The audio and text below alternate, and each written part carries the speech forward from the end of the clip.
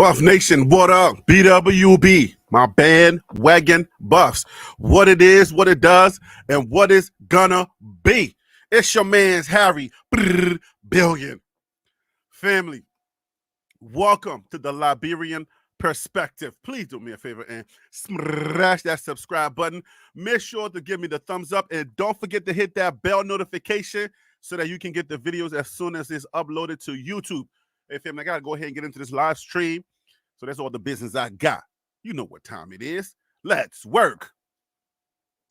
Happy New Year, okay? Happy New Year. Welcome to TLP Live. I am your host, Harry Billion. That's Harry B.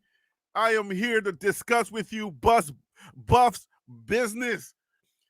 Coach Prime business. If you are a Colorado fan or you're just interested in the Colorado Buffaloes, I am here to discuss their business, what's happening around the team, what's going on with the Big 12 move, everything else in between.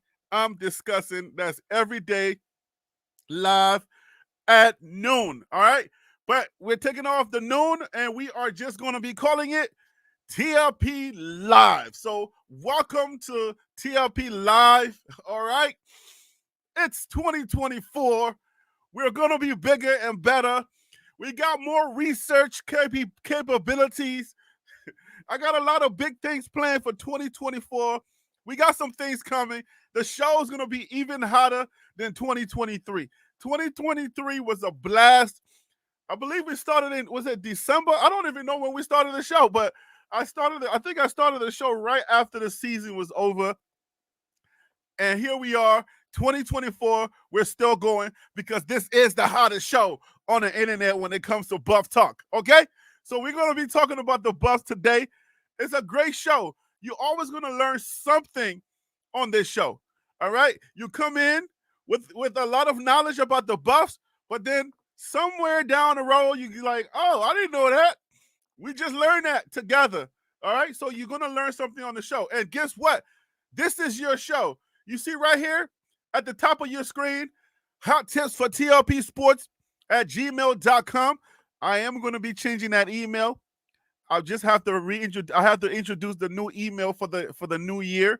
All right, but it's going to be something close to it's going to be TLP Live, I'm sure.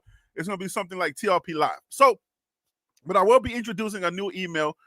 But right now, to call into the show, hot tips for TLP Sports at gmail.com. You call into the show, I send you a link. And if you have called into the show before, do not use the old link. Just wait for the new link to be sent to you so that you can come on here and have your voice heard. But that's how we do it here at TLP Live, okay? Basically, you call in. This is your opportunity to get your voice heard. You may have some knowledge about something that we're talking about. One of the topics that we're talking about, you may have some knowledge about that. You call into the show, and then you can go ahead and have your voice heard. You don't have to get stuck into the comments or the chat section only. If you brave enough and you think you have enough football knowledge, people be accusing me that I don't know enough about football. It's all good. If you know about football, come on here, share your knowledge about what we're talking. So it's all great. So listen, like I said, welcome to the show. You know the format of the show. It's now called TLP Live, and that's how we're going to be rocking in 2024. It's a new year. It's a new beginning for TLP Sports Club. You understand what I'm saying? Your boy Harry B is doing big things. I got some big announcements, hopefully, to be coming soon in 2024. We hope to be doing some bigger things, but you are here at the show. This is the best show that covers the Buffs. Let's get going. So, what are some news that's happening around the Buffs? Well, there's not much going on because now it is January. We are now into the winter, the latter winter times where coaches and teams are pretty well, or have pretty well understand that they're pretty well understand where they're going from here on out. If you were not in a bowl game or you are not part of one of those bowl that's going on, then right now your team, you've been in the off season, you've been doing the recruiting. Even if you were in the bowl games, you're doing recruiting because LSU was out there and they were recruiting just as well as we were. They're being number one and we were number two in that transfer portal haul. So But right now, a lot of the coaches know what team they have. At this moment, the fact that now it is January the 2nd, 2024, you want to start getting your guys in. And which guys are we talking about? We want to make sure that we get our new recruits in, because several things have to happen. And before we get into the show, before we get too deep into the show, you know it's customary. Let me say hello to my people that are in the chat. I know it's a lot of you guys have gone back to work, and I know that this is noon. It is now 12:07 noon on the East Coast. That means it must be 9:07 a.m. on the West Coast. So a lot of you guys have gone back to work. So it's gonna be like a radio show for you. Maybe you're doing some clerk, you're doing some type of job that have you listening to the radio, or have YouTube on the side. You can just hear my voice. A lot of you guys are doing that. So, but I do appreciate you tuning into the show, and hear my voice. But if you can, you're in the chat. KMS, what up? Happy New Year to you. DC Carson Music, what up with you? Happy New Year to you. Kim B, how you doing? Hope all is well. So if you are, let me see, Sean Roberts. Yo, what up, man? Sean Roberts says, bro, get to your report. LOL. This is the report. What are you talking about? Yard man, how you doing, man? Welcome to the show. The tennis channel. What up? What up? Let me take a sip of my, what's the name? I think Sean Roberts thinks this is breaking news channel. This is not a breaking news channel. Word to Sean Roberts, this is not breaking news channel. I don't come on here and break news. So if you were waiting for that to go by your business, go by your business. Timothy Smith, what up with you? Hope all is well with you. Welcome to the show, guys. It is 2024. It's a lot going on around the Buffs. There's always a lot going on around the Buffs. And if you watch any college football, there's a lot of narrative that are grooming. There's a lot of narrative that's out there in the atmosphere. I'm a narrative guy. I like to take perspectives from things. I glean, like Coach Prom says. Yardman, what up? I glean from things, okay? So I take things, I take ideas, I learn from here and I learn from there, and I say, hey, man, what does this mean for the Buffs? What exactly does this mean for the Buffs? So I'm getting a lot. You guys are watching. I don't know how many of you guys are watching the bowl game. All right. So this year, we're going to be getting Pac-12, and we're going to be getting Big Ten in that national championship. So it seems like it's going to be an all right championship. Now, we all know that Florida State was snubbed. So a lot of people are drawing narratives because Georgia handed them 63 to like 3. So people are like, oh, I guess the committee got it right. But is that the fact? I know that they both teams had an equal amount of players that sat out, but I think Georgia had more starters that were playing that game than Florida State, because I think Florida State, their roster was like, I think everybody just sat out, and then you got a lot of people that are leaving Florida State's roster. So I think we're getting Lundy. Lundy is like from Florida State, and he is ranked number 1 in for all linebackers, and Florida State had one of the best defenses. Now, if you look at Michigan, if you saw the Michigan game, not Michigan State, if you saw the Michigan game, you're like,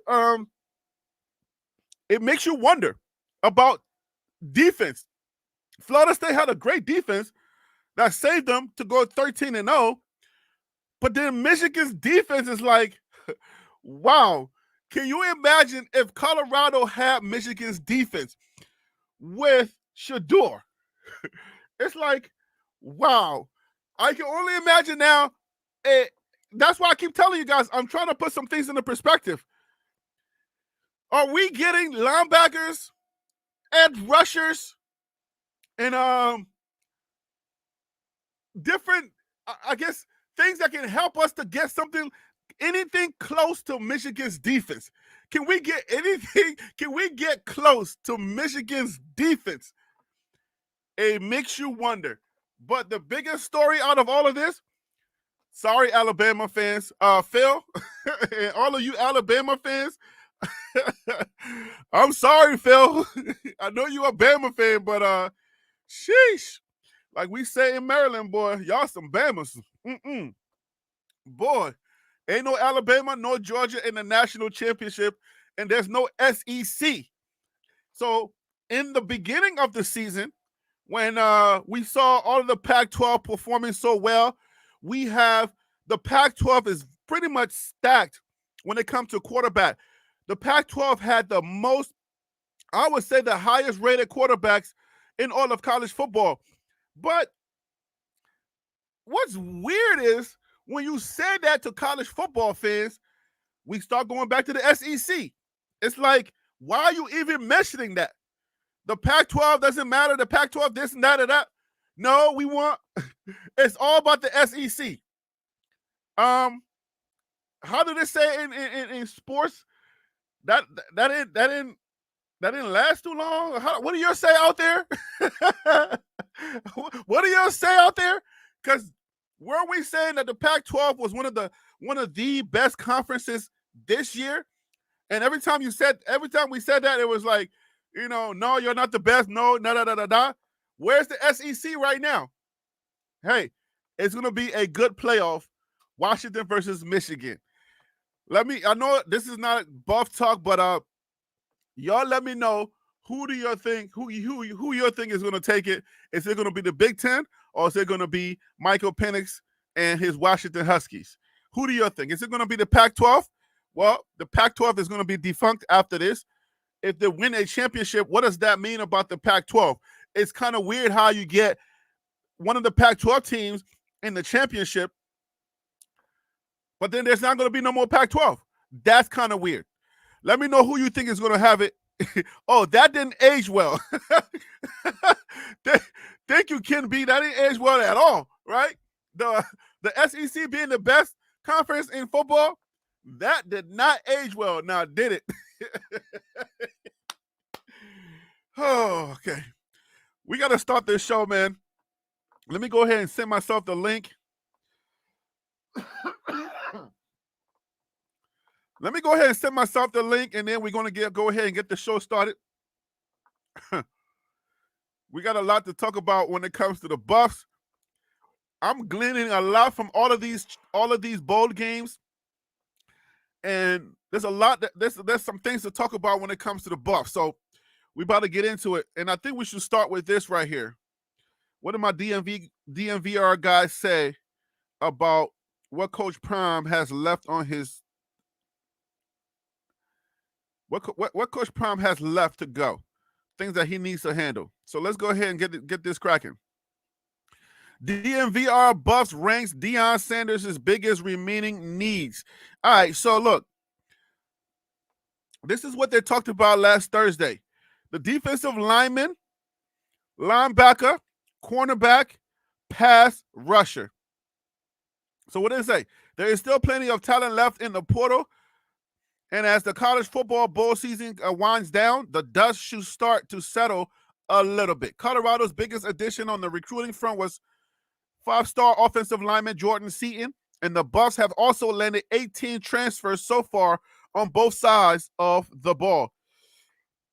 After a 4-8 record in his first season in Boulder, Coach Prime is surely hoping to land more talent as the Buffs transition into the Big 12. So here's what they talked about. Yesterday, Coach Prime tweeted out that he wanted one more defensive lineman, linebacker, cornerback, and pass rusher. This is how they ranked the defensive tackle. Promoted position or prime positions of need were going to be defensive tackle, number 1, edge, number 2, number 3, linebacker, and number 4, cornerback. That's what I want to discuss some today. I want to dive a little, deeper into those topics. Talk about that. But first, let's talk a little bit about Coach Flea. One of the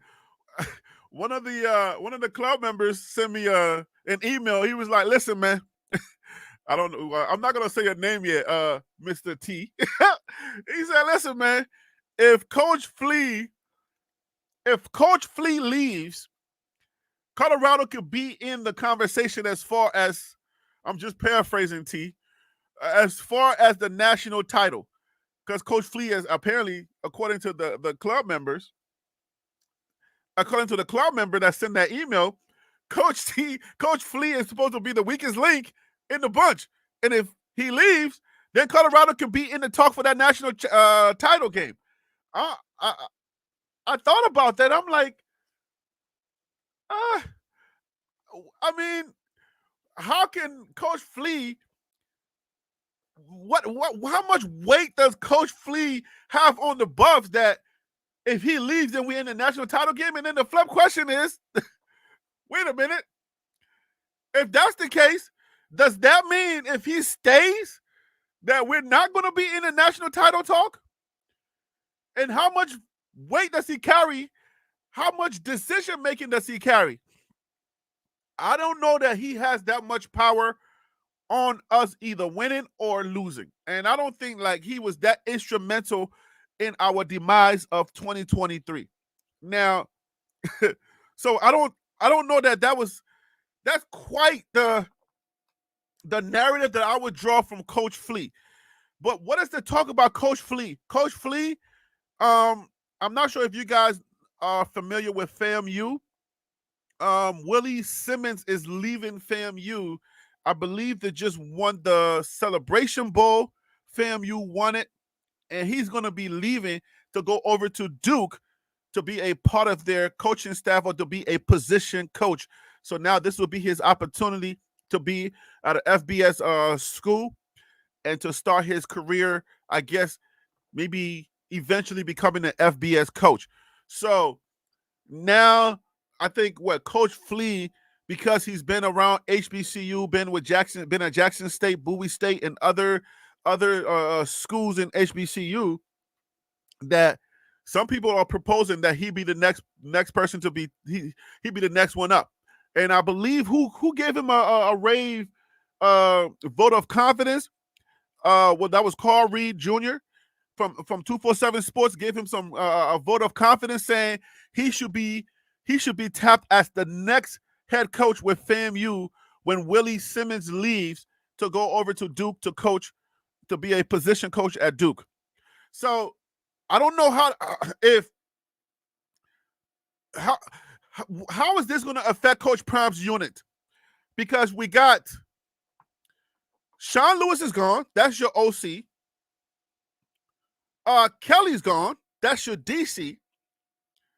Coach Flea being an assistant head coach, if he leaves, we're doing an overhaul. We'll be doing an entire overhaul of the coaching staff.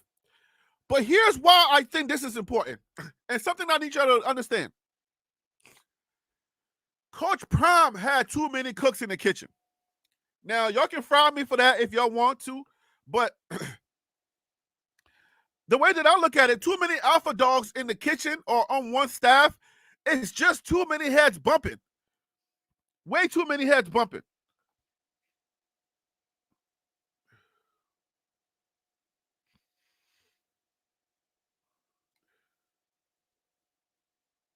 Give me 1 second, guys.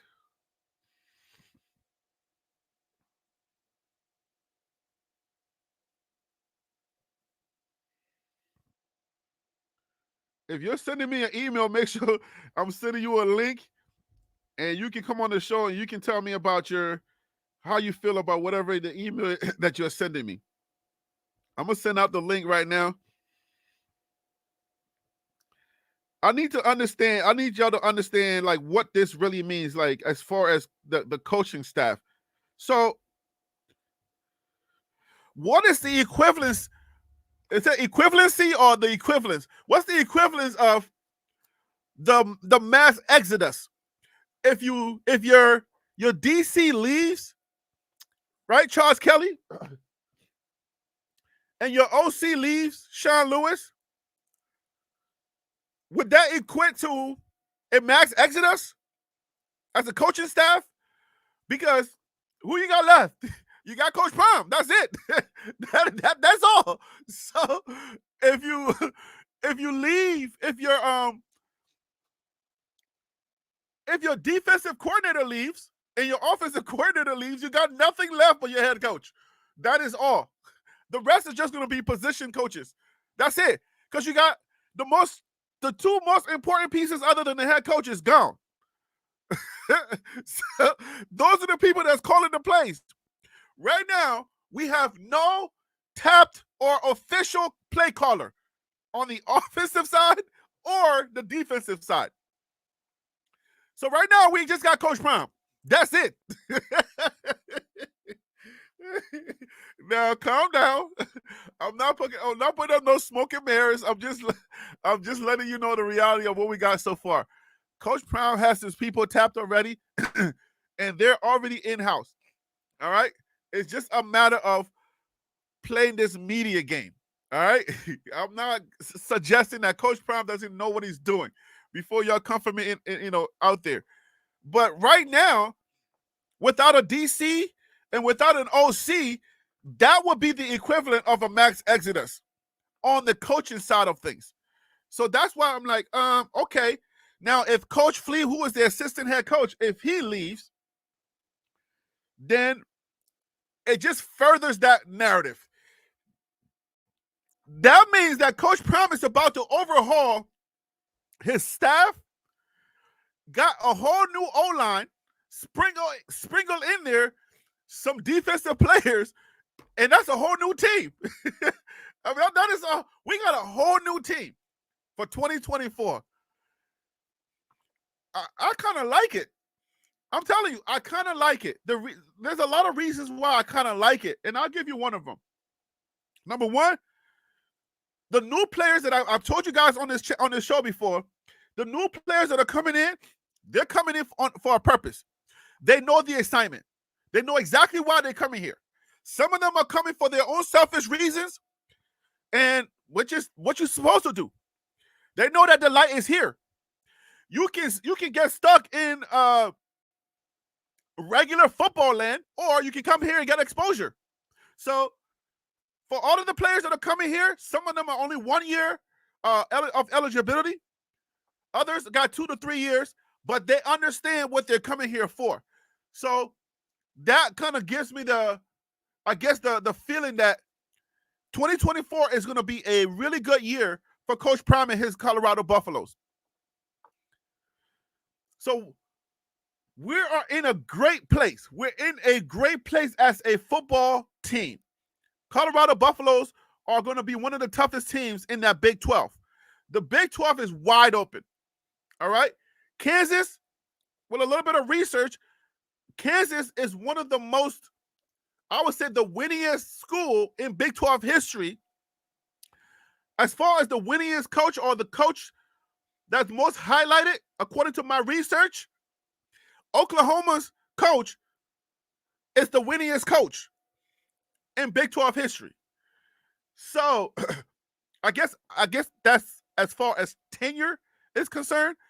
But, if you know Big 12, you can come on here and we can talk about that.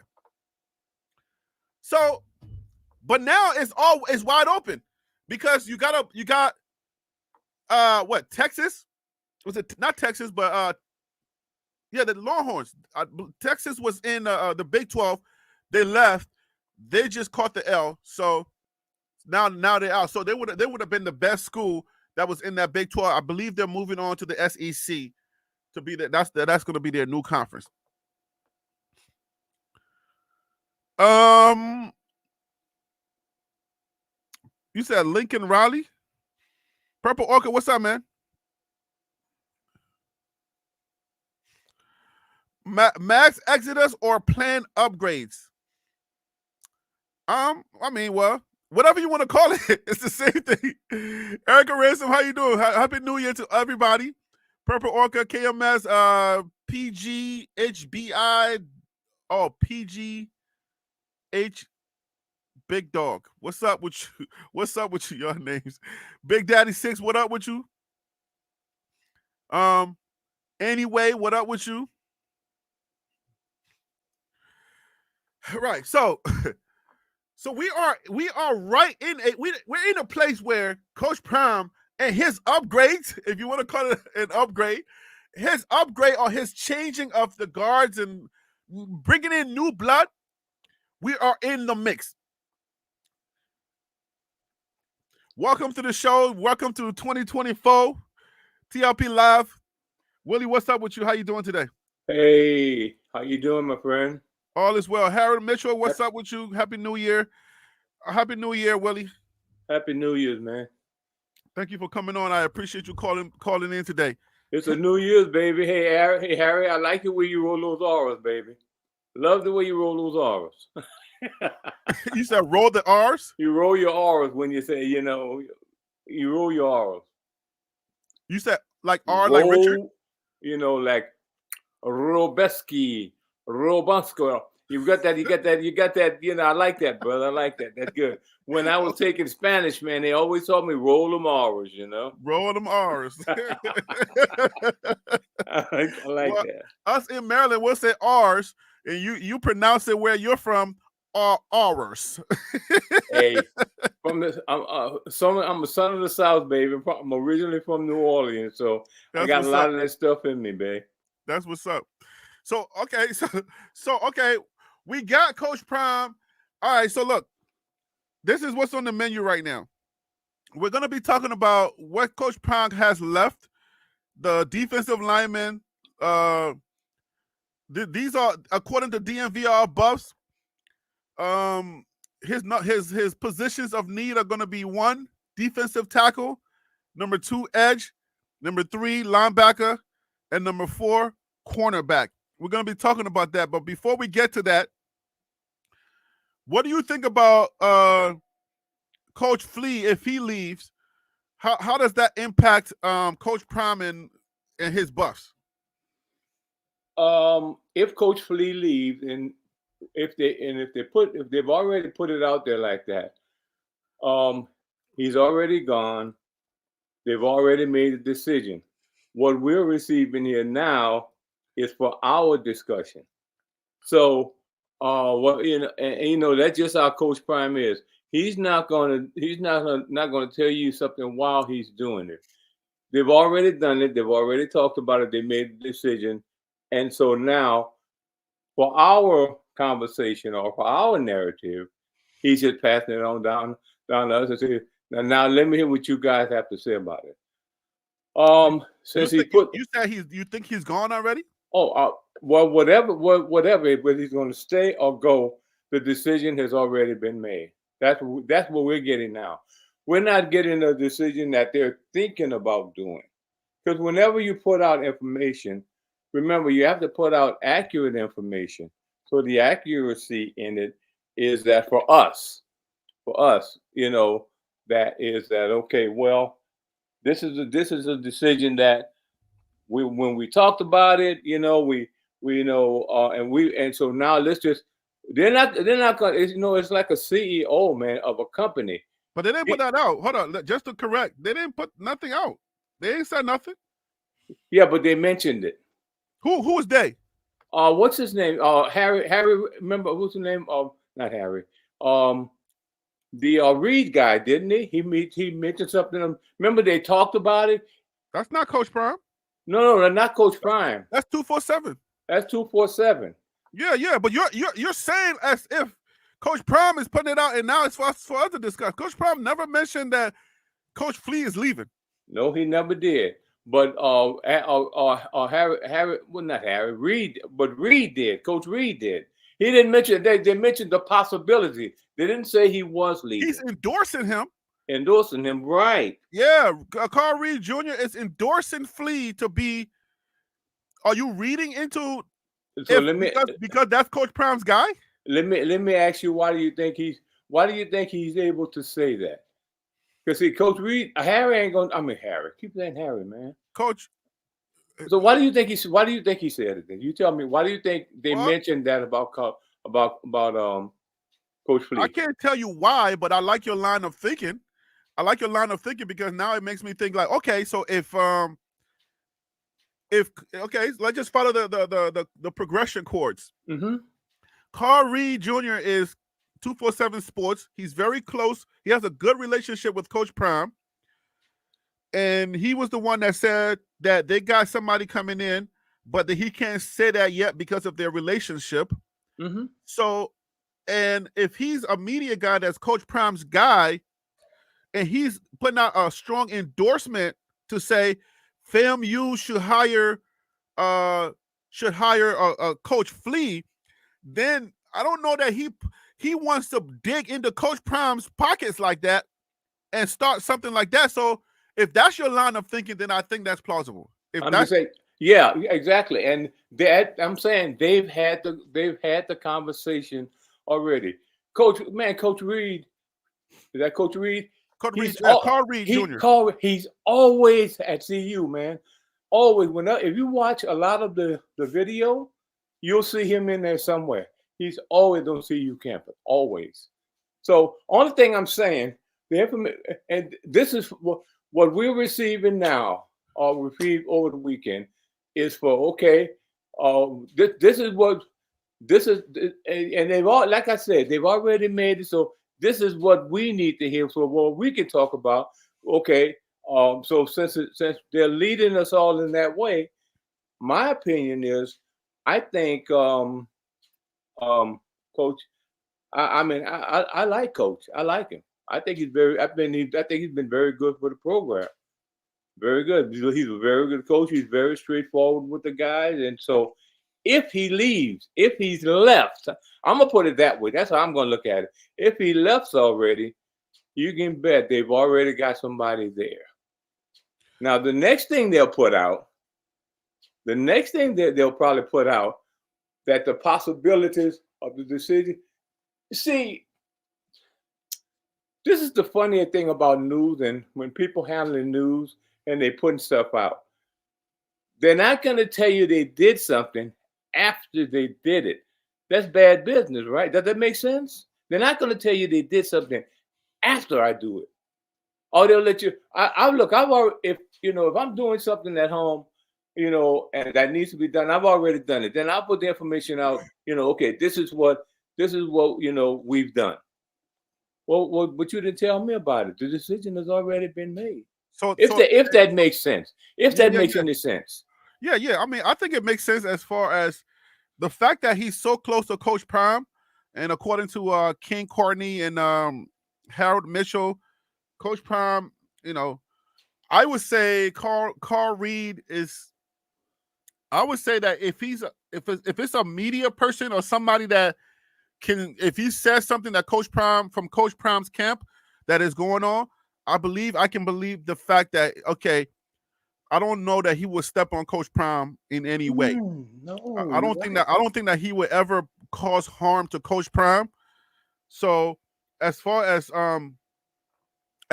like how Coach Prime, him giving such a major endorsement for one of Coach Prime's guys, it wouldn't make sense for somebody who's that close to Coach Prime to give an endorsement to somebody in Coach Prime's camp if Coach Prime and them have not talked about it. I think this is a campaign to promote Coach Flea. Either could be, in the background, yeah. In the background, I think Coach Prime is making calls because how Coach Prime loves to promote his guys. That's like one of his biggest goals is to like promote the men that are around him. Mm-hmm. That's why you always look at. That's why a lot of us like Coach Prime, because he would never hold anybody down or anybody back. We like him because what I'm saying, like some of these things that he does, like what was Coach Nick? Was it Nick that went to the Vikings earlier on in the season? Coach Prime is always looking to promote his guys. So I think that the calls and the resumes and all of the votes of confidence and everything has already been taking place, and they're having multiple conversations, and they're probably campaigning strongly for Coach Flea to have his own head coaching job in the SWAC. So I like what you're saying. I think that's a strong possibility because remember, Coach Prime always wants to promote his people, and he's been and that's what I'm saying. This guy's been with him a long time, man. Mm-hmm. He's been with they made him the assistant coach at CU. He's been with him a long time, so he's going. I think it's a good move. I like to see him there, but then again, man, Coach Prime is really, if you try to get into his head the way he thinks, man, you can't do it, brother. You try I try to to. stay. I know. I mean, we try to stay out of his head, but I mean, the moves that are coming up, right? Yeah. It's a vacancy.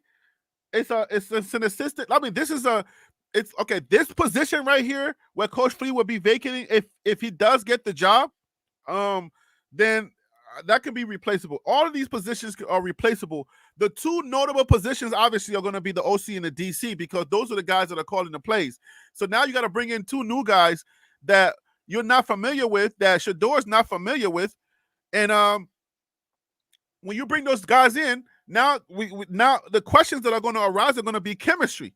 You see what I'm saying? Like, Yeah. this is Shador's last year. Now, you will hope that when you get a junior and a senior quarterback, he will have a guy in there that he's been working with for a couple of years, just so that you can send him out, with a boom. Because now comes the NFL draft.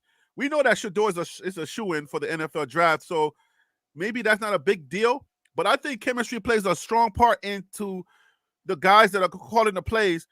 At the end of the day, the guys that are calling the play, chemistry plays a very strong part. But let me bring in DC Carson. DC, Happy New Year. Welcome to the show. Thank you for calling in. Happy New Year, Harry. Happy New Year, Tennis, and everybody on board. Hope y'all had a good one. How's it going?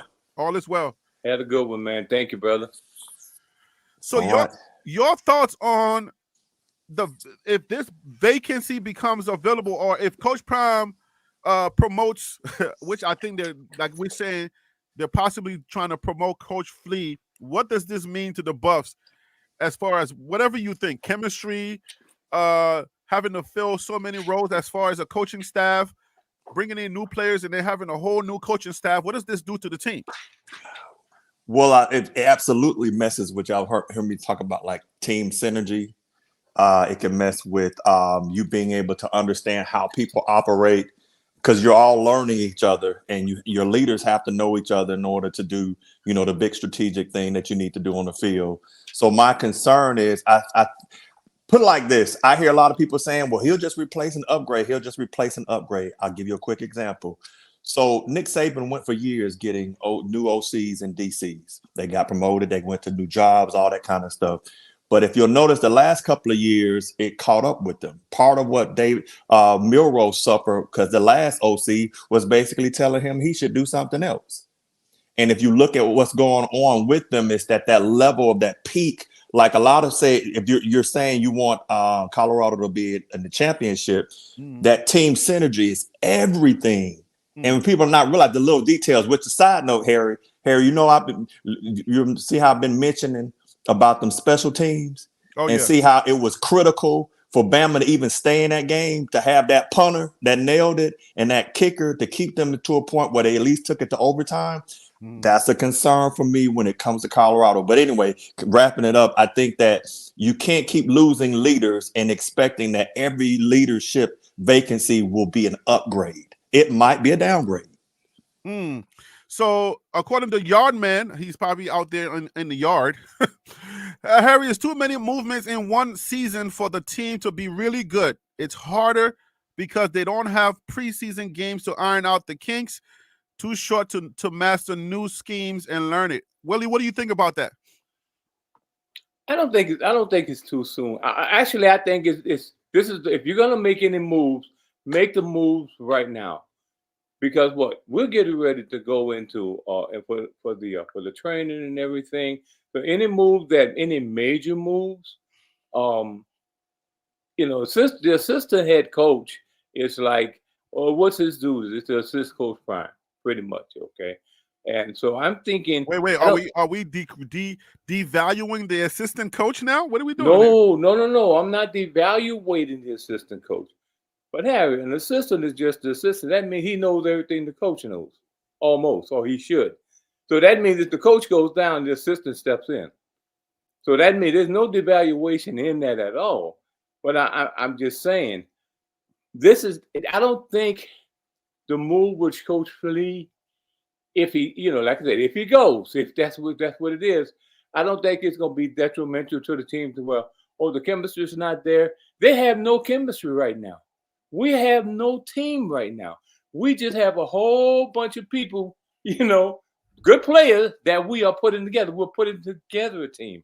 So at this point, at this stage, I don't think it's going to be a disruption. Okay, in our minds, like, oh wow, everything's falling apart. No, the sky is not falling. Okay, it's just that I think this is the best time to make the move if you're gonna make it. Now, if we were in halfway into a season or just beginning the season where everybody's doing the workout and stuff, then I see, well, maybe that could be a problem. But at the beginning now, where we are now, it's not gonna be, it'll be a disruption in our mind because we got our mind set how. We got our mind set, hey, he's gonna be the man, da da da da da. We're set, we're ready to go, we're in there, boom. This kind of like upsets us more than it does them. Yeah, I don't think the narrative on Coach Flea leaving is that the sky is falling. I don't think that's the narrative so far. I think it'll be looked upon as a promotion because I think like what was it? Harold said that in one of the documentaries. Actually, I think when I watched the documentary from Jackson State, that he was saying that Coach Prime was actually going to help him to be a head coach one day. So if this is the move that they make, that'll be more of a promotion. Because I mean, assistant is like, I would say assistant head coaches could be replaced much easier than DCs and OCs. Because the DCs and the OCs are the ones caught in the play. And whatever play that they're installing, you want some of the guys that are left that already kind of like had an experience with that play to still be accustomed, who are still accustomed to that play, to go home with the playbook and learn that playbook. But DC Carson, what do you think about the fact that you spoke about synergy? The fact that you got a DC coming in, you got a OC coming in. Is this going to be a setback for us? Or how long do you think, or let's just dig into it now. The fact that, do you think guys have to come now to make this team ready to perform in the Big 12 and to dominate like Coach Prime wants to do? Well, I will say the sooner you get them in, the better. I won't sit and say that it will be just, the wheels fall off. But sometimes when you're bringing in new leaders and new leaders have left, it may take you it takes you a moment to get up to speed. Mm-hmm. And that's what I think they're doing. Like right now, you're in January, kids are getting in school. You got coming up with winter conditioning. Then you're going to hit, spring game, around late March, April, something like that. So so that's giving them a short amount of time to get up to speed. That's the thing. And a lot of folks are thinking that, okay, we just plug somebody in and that just makes it great. Now, again, I am not a football coach. I'm military, but understand that there's a lot of dynamics that go into that. So I think there are some parallels. The thing is, it's just that getting up to speed to be able to be effective. It's like, put it like this: a battleship doesn't turn on a dime. It takes a moment to turn that thing around, and you're already in a process where you're turning an organization around. So turnover is it should be expected, but then you also have to be mindful that if you might lose a key piece during your turning around, it could cause a delay, which means that they may be good, but they might not be hitting on all cylinders until after half the season is over. So DC, so you think that timing is everything? If you're going to make a decision, timing is everything, right? Yeah, yes, because all leaders aren't the same. And some people take a little longer because, like I said, we're talking about the players, but we don't know how long it takes those leaders to get up to speed. Some are great, some are very good, and some it takes them a moment to gel. So let me bring in T. Nolan because I kind of have an idea how he already feels. So T. Nolan, welcome to the show. Happy New Year. Happy New Year, man. Happy New Year, guys. Happy New Year. Good to hear from everybody. See everybody again. Yeah, you already know how I feel, Harry B. And this is one of the greatest things. Put on the record, please. Let's put on the record and how you feel about Coach Flea. I'm going to be quiet. Let me hear you out. Okay, Coach Flea, yes, he is the assistant coach. He was the assistant coach in Jackson as well. Understand something. This is the perfect time. The way I feel and the reason I feel about Coach Flea is how I do. It's because how he operated the running back room this past season. I don't know what Hankerson had on him, but he had to have something on him for that brother to stay in the game. You can't tell me that that was the best running back on the team. I just don't believe that. Not only that, even the Buff fans said before, you giving us same thing we had last year. He was on the team last year. Yeah, and for him not to give Smoke not one opportunity, and we already saw what what's his name can do. What's the guy that came from Wilkerson? Savion. We Yeah. already know what he can do. He's like Jerome Bettis. The more you feed him, the more he end up rolling downhill. And soon as he got started good, pull him out. You put Hankerson back in. Listen, this gives Coach Prime the opportunity to no longer have to make excuses for Charles Kelly and to no longer have to make excuses for Coach Flea. It's time for him to move on, to find better opportunities, and it will be a relief for Coach Prime. Now, with all the different pieces coming in, Coach Prime to me, I'm gonna step on some toes, but I really don't care. He is a better manager of people than he is a coach because he's been doing it all his life. He knows how to manage people. So when you get the right pieces in here, at the end of the day, the buck always stops with the coaches. Now he can take full responsibility for his staff and for this team because it will be his hand-picked players and not just players that he relied on somebody else's relationship for him to have to trust. But Nolan, isn't that what coaches do? Manage people? Absolutely. But hold on. Think about it. All year long last year, everybody, well, he can't do this, he can't do that, but he can manage people. And he's shown that. If you all follow him in Jackson, understand, even in-house right now, you got a offensive coordinator in there right now that's been on the team since Jackson State.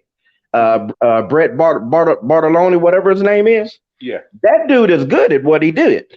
You know, they went undefeated for 2 seasons, lost 2 bowl games, but he already had stuff in house. And somebody said it a couple of lives ago that his other right hand man was the coach of Arizona State. He was supposed to come with him, but he got the job at Arizona State. Listen, he had connection, he had team set up. What Jackson State did, that was not a fluke. That was well designed, the people that he brought in. Now, it was more of an outlier when he went out and got all these big names coming to Colorado. But I believe, just personally, that even what he had set up in Jackson State, even with the staff that he had, you could have had very similar results without pulling in all these different personalities to have to try to manage them when you already had personnel that you were very familiar with and they were very familiar with each other. All right, so I want to stick on the line of this chemistry situation because I think a lot of the fan base, we get excited about the players and their abilities, but one thing that we have to understand is that when you're bringing in all new people, this is the one thing that we kind of dismissed for 2023. It's that chemistry factor. A lot of us didn't really care. As long as you have players, it's supposed to be like an NFL atmosphere where you're supposed to just come in and just do your job. But how do you guys feel about college students coming in and just doing their job? DC's already talked about this. I want to hear from you, T. Nolan and Willie. Like, do y'all really agree with college students just coming in and doing their job, or is it going to be there's going to be some like how many wins and how many losses can we attribute to chemistry? We can't, it's something that you can't really quantify, but it plays a big and a major factor in how your team performs on that field. So I'll start with you, Willie. What do you think? Like, what do you think about that? I mean, I just want to go a little deeper than we've gone. Like, forget about the fact that you're a Coach Prime fan, right? Forget about the fact that Coach Prime he's great. Just talk about it in a general sense. How does this mean as far as like even Fortune 500 companies bringing in new heads and everybody before they start to perform? Like, talk about it from that standpoint. I'm trying to understand fully what you're saying. You said bringing in college students. No, what I'm saying is college students just coming in and doing their job because in the NFL you get turnarounds every year. Mm-hmm. So you're supposed to come in, you're getting paid millions of dollars to play the game of football. Mm-hmm. But in college football, minus the NIL deal, every person is not coming in getting paid millions of dollars to come and play college football. Coaching matters a little bit more here in college football. So when you bring in a whole lot of new people on a professional team, they're just supposed to come in regardless of chemistry. They're supposed to come in and just do their job. But it's a little bit different environment and a different atmosphere for college football. So when we're bringing in all of these people, this is our second year now. We're going to be turning over almost the entire roster. Okay, I see what you're saying. Yeah, this is what I'm talking about. So how is that going to affect our W's and L's? Because at the end of the day, we're going to a new conference, and I don't want to call it a target, but there's a new expectation of going to that top 12. So how does that affect us in the long run? At this point right now, starting off where we are now, I don't think it's going to affect our W's and L's.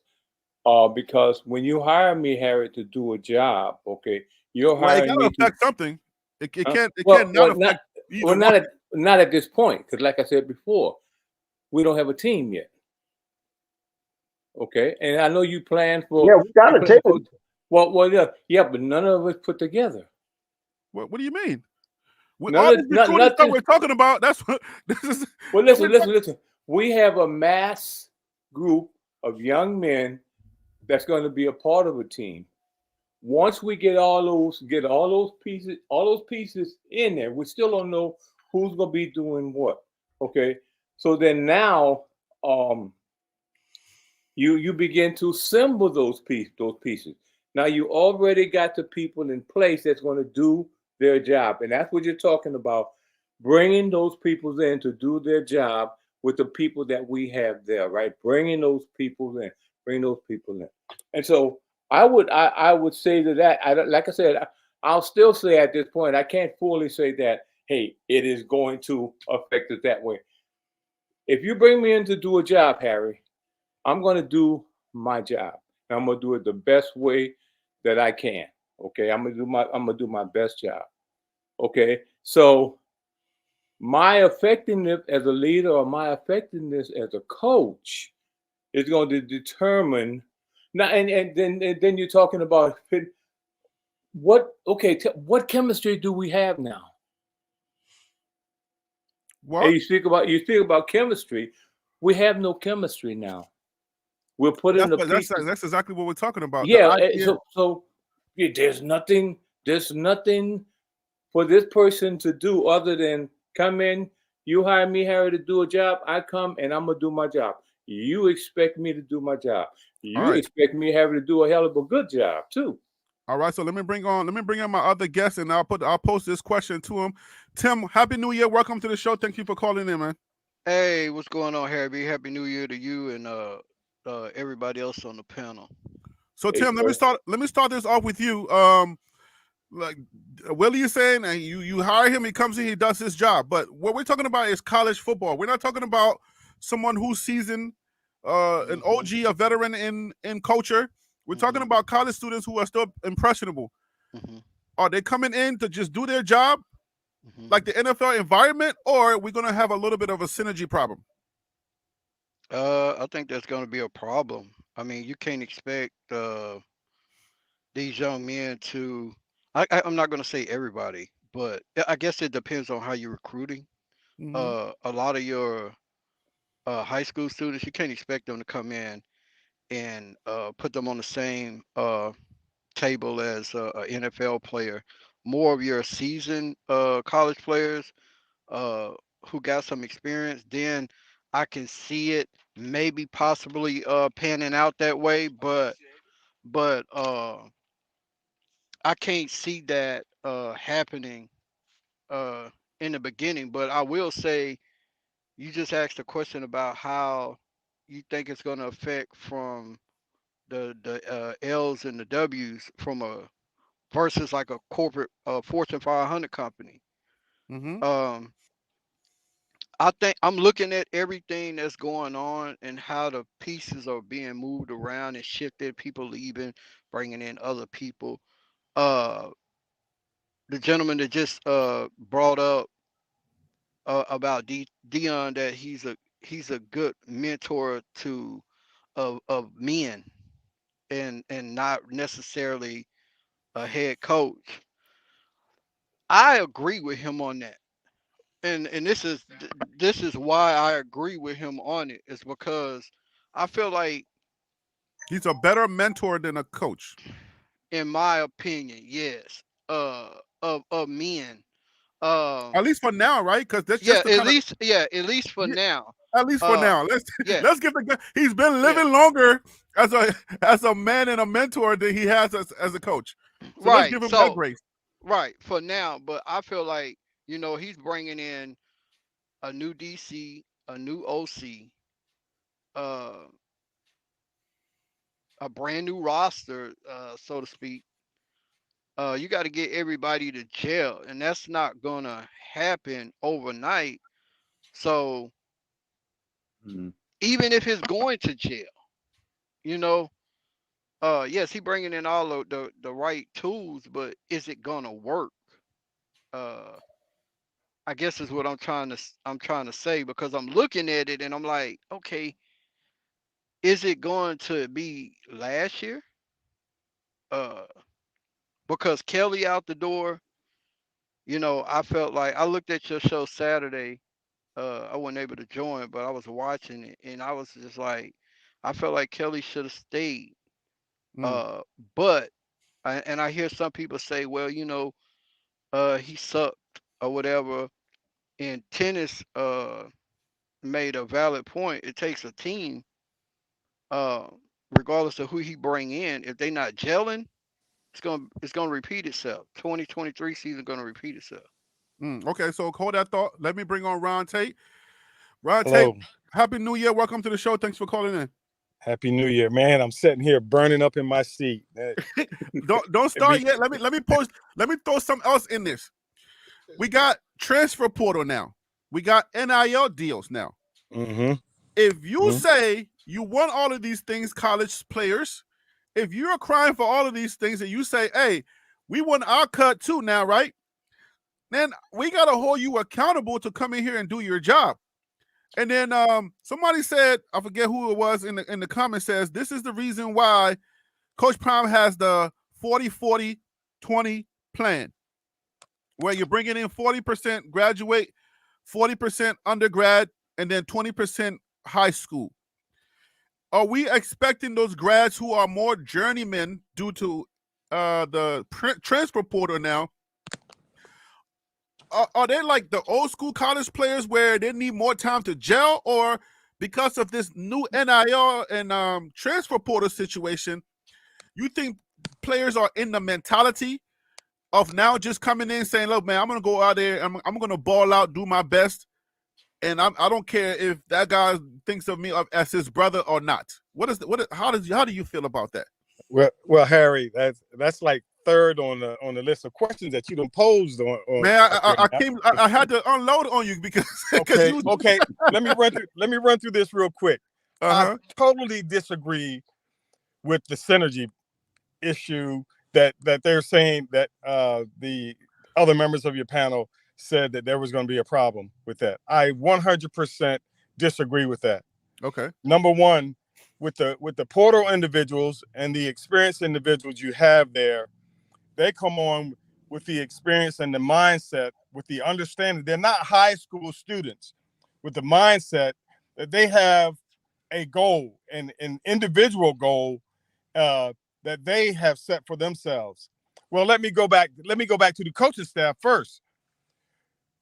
Coach Prime is surrounding himself with individuals that number one, he's familiar with, and number two, that have gone a little bit in the way that he has gone. Professionalism, number one, understanding professionalism, understanding talent development, because even at the professional level, there has to be a certain sense of talent development in order for someone to reach their peak ability on the field every weekend. And in order for that individual to do that, he's always got the thing, you have to study, you know what to do in order for your one of 11 on the field to make the entire 11 work as one unit. The second thing with the players, with the experienced players that you have, these guys, they have, like I said, they have a personal goal that they're shooting for. And they're relying and listening to those individuals that have gone down that path that they are hoping to get down in order to reach that goal, that they're going to buy in. When you're in high school and you go to the college level, the number one thing you have to do on that You college. said they're going to buy in. You're hoping they're buying. You sound more confident no, about listen, that. I'm talking about the experienced guys, not the high school guys. The experienced guys, they're coming there. They have a purpose. They have an individual purpose. They have a purpose. They're coming there to reap the knowledge and experience from the coaches to help them reach the potential that they can reach in order to get to where they want to get. And with the high school players, they're coming in hoping that their abilities with their development will allow them to get on the field to start showcasing and performing for the team. I think it's the old way of bringing high school kids and building from the ground up. You're talking about before, they used to say 4 or 5 years. Now it doesn't take that long because you have individuals with the experience and a different mindset. With the NIL money and all that stuff out there, I believe that they are going to institute something for these players to be guaranteed to these schools. A 2-year minimum. If you're coming there and you're an athlete, you're a walk-on or whatever, you have a scholarship and you're not getting NIL, okay, these are your rules. If you get NIL, you're locked in for 2 years. I think they're going to have something like that. And Coach Flea, assistant head coach, I think that head coach job at FAMU or somewhere was part of the plan also. So he's I would be glad. I'm not sad that if he decides to leave, I would be sad. I'll put it that way. Yeah. So check this out. I will say this, and what's going on? Oh, Ron, how's everything going with you? Oh, great, man. Haven't talked to you guys since last year. So here's the thing I say. I get it that we could say the synergy won't be affected, but here's the thing I would say. Just quick points. One, you are bringing in a lot of new people. Not all of them were starters. I'd be hard pressed to believe that those that were third string coming from other places were the leaders on the team. Because I think Wild Dogs talked to something about you have to have leaders. We focus so much on dogs, but you have to have leaders on the team. If you don't have those, that's going to impact you. So that's the other reason why I'm saying is that you're bringing a lot of people, and the assumption is they're dogs, but you do need the leaders. The other thing I would say is that when you start like the tendency is to believe that, when you stick all these people in there, that somehow it works and it doesn't. I'm not saying that they cannot develop team synergy and chemistry. What I'm saying is it's not easy. It's not an automatic thing. And then the final thing I would say is that I notice how like we talk about stuff as planned. I can sit here and tell you about stuff of moving major people. I'm talking about from trucks, helicopters, all that kind of stuff, and doing certain things. And the bottom line is the plan, that no plan goes the way you want. So I know we love Coach Prime. I love Coach Prime. Want to see it, but the tendency to believe is that everything he does is planned and everything is going to go work. I've never seen that work. And over 25 years of watching like some major muscle moves of stuff, I've never seen where you can actually plan and anticipate every single issue and it always goes smoothly. Now, in the end, you adapt and overcome. Coach Prime can do that. Mm-hmm. But I just can't go with the assumption that he can. Well, let's just take a look. Let's just take a look at what he did last year with less talent. If he uses the same philosophy and strategy that he used last year with this year with better talent, I'm thinking that he's going to get better results because the strategy that he used last year and hopefully this year he doesn't have any snakes in the grass. But Saboteur. if he uses the strategy.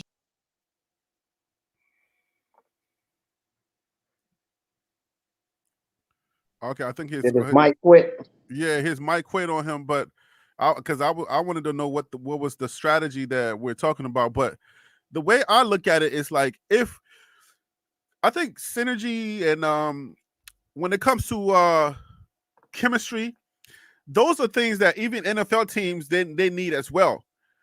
I don't know that we can say 100% that's not going to affect it. I would say maybe saying okay, there's a certain percentage ways that it's not going to affect it, but to say 100% no, it's not going to affect it. That's a little disingenuous when it comes to football or when it comes to anything because on any team you realize a team works best when people start to understand each other. When the guy's sitting in your next cubicle, when okay, let's just say the CEO comes and drops this message, hey guys, in 2024, this is what we want to achieve. We want to achieve this. We want to make $5 billion this year as a company. We want to achieve this. I feel like if the guy that's sitting next to you and the guy that's sitting next to them, I feel like if everybody is in, you know what I'm saying, is in on the plan and can kind of buy into the idea of the plan, it makes holding the next guy accountable for that, and that's synergy. I think that's what the idea of synergy is. Everybody understanding what the plan is, buying into it. Then when the guy sitting next to you starts to slack off, you can hold them accountable. But what if we have a break in that synergy? What if the guy sitting next to you just want his paycheck and doesn't care about whatever they're talking about? But Harry, I would say this is that there's also something called communication. Have you guys ever thought about how when in a war that people communicate? They communicate it's because we practice so much we kind of know what the other person's going to do because you can't hear when bullets are flying. You can't hear when stuff is going on. And the same thing I would imagine on the football field. The crowd is loud. They can't hear. So I got to know what this person does. I got to know what they can do, Yeah. what they can't do. I got to know what's going on. Like when you're fighting something, I got to know what's going on my left limit and my right limit, what's going on behind me and what's going on in front of me. And the only way you develop that is consistently being together. That's why y'all keep hearing me say team synergy is critical because I've got to not only know what somebody's doing, but I got to trust that they will do it. You saw several times in the Bama game yesterday where some of the DBs was going around and saying, hey, you were supposed to be over here. They were looking at each other like you were supposed to have my back, and they didn't have their back. So that's all I'm saying. Is again, I want to make sure because I see some of the stuff in the comment. I am not saying that Colorado is not going to be a good team and they won't pull it all together at all. What I'm simply sitting here saying is that it's not going to be as easy. And I gotta to challenge folks is that a lot of times when Prime is unorthodox, but he's smart. But I would say this, like sitting at the blackjack table, and you have 19, you can't keep saying hit me. Eventually, you're going to bust several times, and it might happen where you have all your chips down. So that's what I'm saying is that to those fans that really are into Colorado and love Colorado, nobody's dogging them. And in the analysis, it's just football talk. We could do the same for all of the teams. It's just to a point of you got to be objective about it because if you're sitting here saying 12-0, and then next thing you know, they could very well be 4-8 again. What do you do then? And that's what Harry's trying to bring you back to this conversation so you can make an educated check before a lot of educated decision before a lot of y'all, some of you are writing checks that you might not be able to cash at the end of the year. Hey, And you Harry, know, Harry, DC, you spot on with that because like you can't. I mean, I want Prime to win right now. Don't get me wrong, I really do, and I'm rooting for him 100%.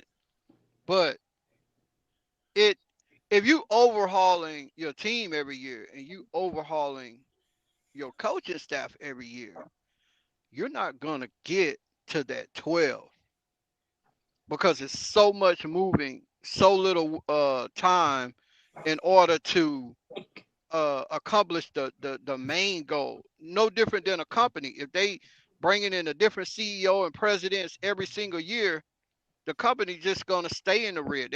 They're not gonna ever get in the green. Okay, hey, listen. Harry,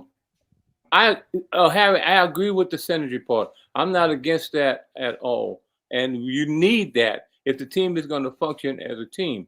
Now, it's like, okay, when do you begin to employ that synergy? You can't employ it, and maybe I misunderstood the question.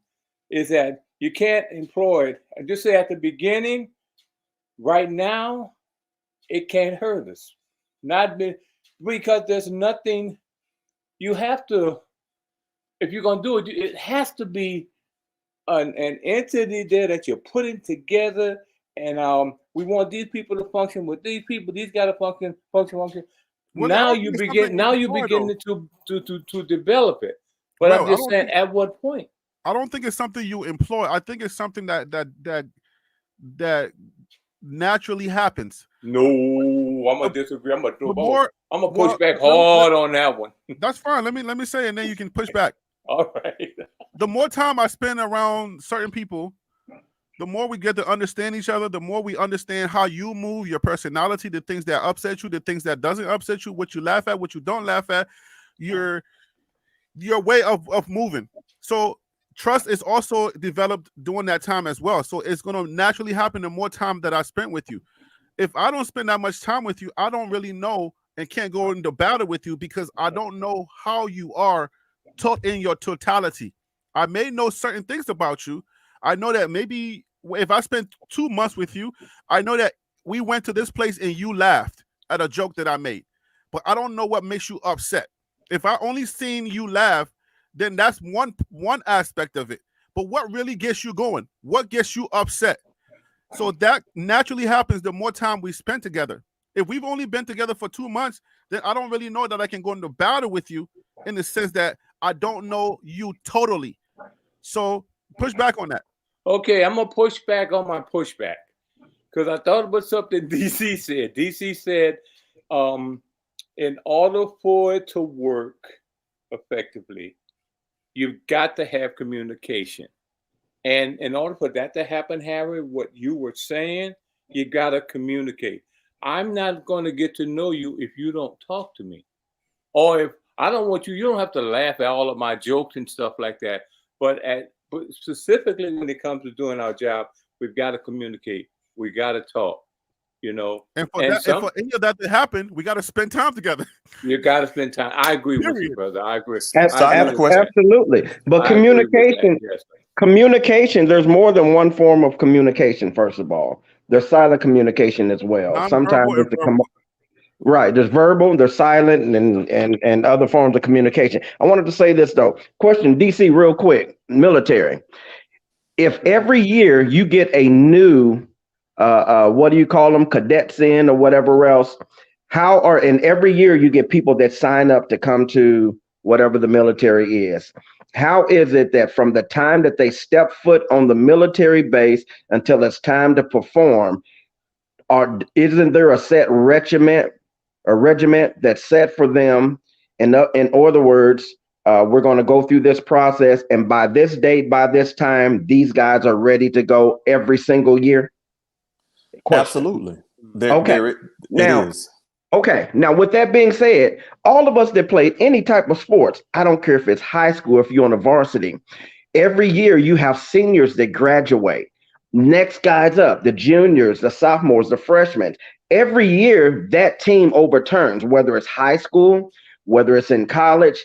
What makes CU any different? There's no different.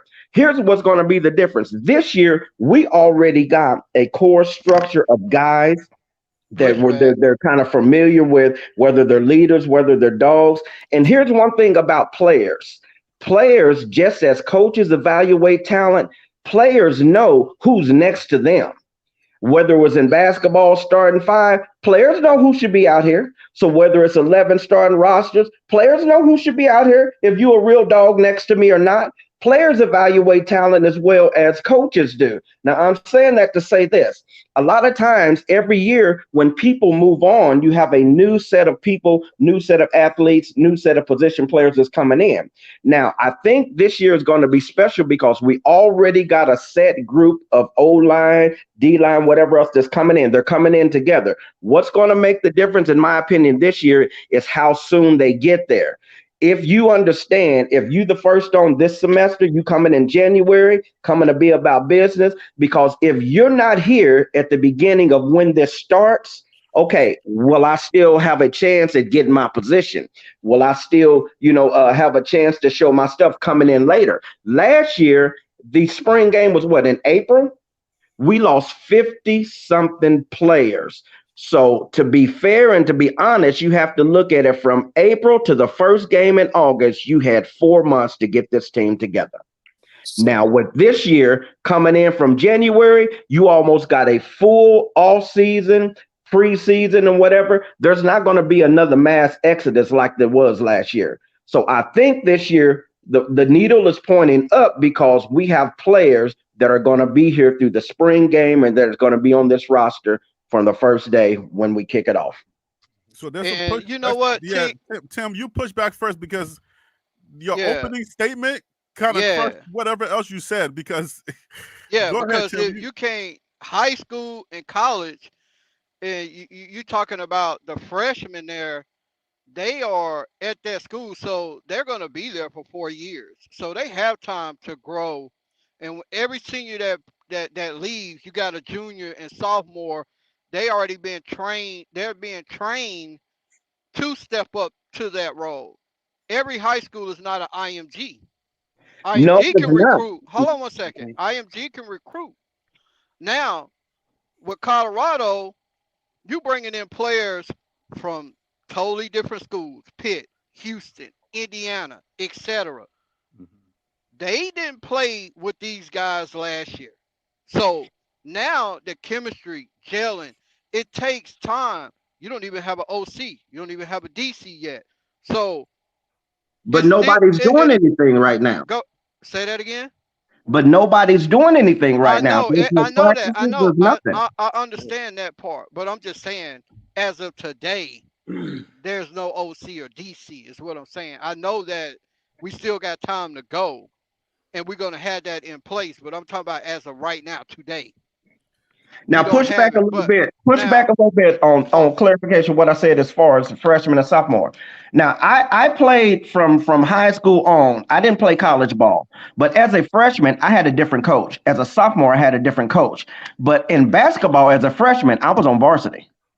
Now, not everybody. So I still play freshman games. I had a freshman coach. I still play JV games. I had a JV coach. But the top echelon, that varsity, to play varsity, there's a whole different coach. So it's not like you're being groomed to come up. If you have the talent to play at the next level or at the next grade or whatever else, that's what's going to happen. These guys now are on the verge of being professionals. They're coming to a Power 5. Yes, they're coming from different areas. Most of these guys have been starters at their school. This is their one and only chance for a lot of these guys. Gelling together, I think, is going to be a lot easier than we're making it out to be this year, because last year, technically, they had 4 months. This year, the guys that show up in January, you got from January to the first game that starts in the first week of September. You have all of that time for them to gel together. I don't think it's going to be that hard. T. Nolan and the panel. I don't want this to be a gelling show. This is not. We're spending a lot of time talking about gelling, and it's probably making people think like Coach Prime. Okay, now we're having a conversation about Coach Prime's not going to have enough time to bring his team together. This is not what this is about. I just want people to understand we're not questioning whether Coach Prime is going to have his team ready to play. It's just a question that comes up in the idea of when you're losing your OC, your DC, and then possibly your assistant coach, will we have enough time to put this together, and will that matter in the bigger scheme of things? I just don't want people to start thinking like, oh my gosh, we're talking about them not being able to play. I don't think it's a matter of being able to play, which I'm hearing. It's not about being able to play. I think the ability to play is there. Young men having the ability, showing their talent is not an issue. We could have won a lot of games this year, but what I'm saying is, when you go deep into the season, because Coach Prime wants to go very deep into the season. The deeper you go into the season, the more you got to hold the guy next to you accountable. That's what I'm trying to get at. You got to hold people accountable the deeper you go. So some people are starting off with selfish reasons. Some people are coming in just wanting to play. Whatever their reasons are, they're going to come together. Now, let's just say we make it into December, deep into December, and we're looking at January. How much does this play into our synergy? How much does synergy play into how far we go after that? So That's all I'm saying. Harry, I would say as T. Nolan and Tim were going back and forth, and then what you said, the word came to me, and looking at the comments, and again, I gotta stress, folks, nobody is crapping on Colorado or Coach Prime. We're just having a discussion, and it got nothing to do with putting down another black man or none of that stuff, and we got to kill it. It is just a football conversation, good, bad, and ugly. Now, with that said, the key word that I'm listening to and what you're alluding to, I believe, Harry, is one thing. It starts with expectation. We're having an expectation conversation, and what can we expect? We can expect for them to be better than 4-8. We can expect them to do things. We can expect that there is going to be a different team on the field. What we don't know is what can we expect? Can we expect 12-0? I say no. Can you expect 7-5, 8-4, 9-3, or let's say win a bowl game 10-3? I think you can. Do I expect a deep run in a playoffs? I don't see how you sit there and look at what we saw yesterday. Those teams fight, and how big everyone was, and their footwork and all that, and sit back and say, is Colorado built to run through a Michigan, run through a Washington or a Bama or a Texas and hold up the trophy at the end? I can't say that for a fact. What we're talking about, though, right now, so we can just center it back, is that what can we expect for Colorado to be?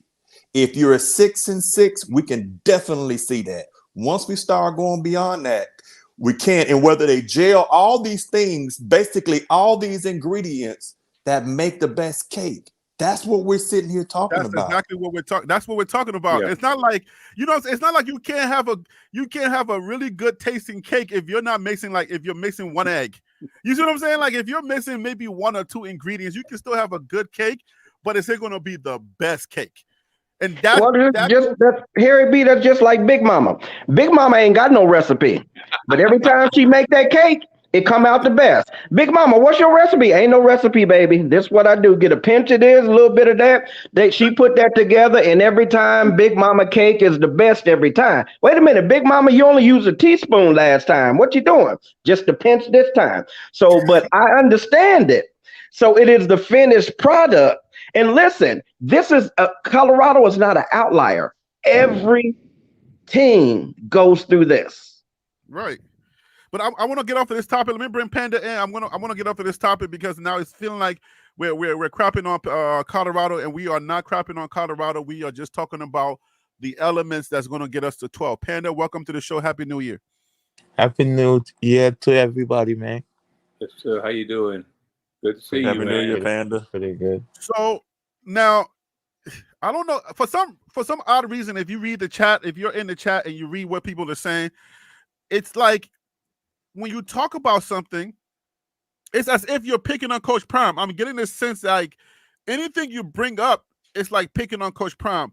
And then it's until something happens, then everybody goes, oh, so what is it?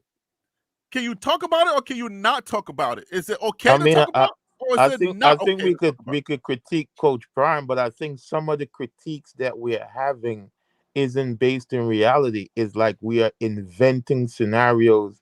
No, we're not. I disagree with that. Let me finish. So we use Coach Prime as the litmus test for the style of how he plans to go about it. The 40-40-20 scenario.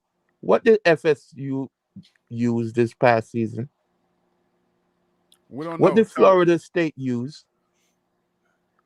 So we keep saying that offensive coordinator not name, a DC not name. Do you want me to go through the list of D1 football that currently is going into new coaches, new head coaches, new offensive coordinator? All of this is But new ain't and it's nobody making that up. That you're saying no, we're but inventing wait, this is scenarios. what I'm saying Nobody's though. Some of inventing the that. scenarios in which you all are critiquing is not based in what happened last season. Some of it is also like the other panel member said. Panda, It hold is on. the Panda, hold Mhm, on. Let me let mhm, me let me let me remind you of what how we got here, because I think that's disingenuous that you're saying we're making stuff up. We're trying to invent stuff. This is how we got here. You got your OC's gone. You got your mhm, DC is gone, mhm, right? And then possibly your assistant coach. All right. mhm, So this is football talk. I mhm. don't know why is it not football talk when you talk about synergy, the idea of camaraderie, the idea of the guy that's next to you holding him accountable. When you got a new coach that's coming in, if he got used to the coach that was here last year, right?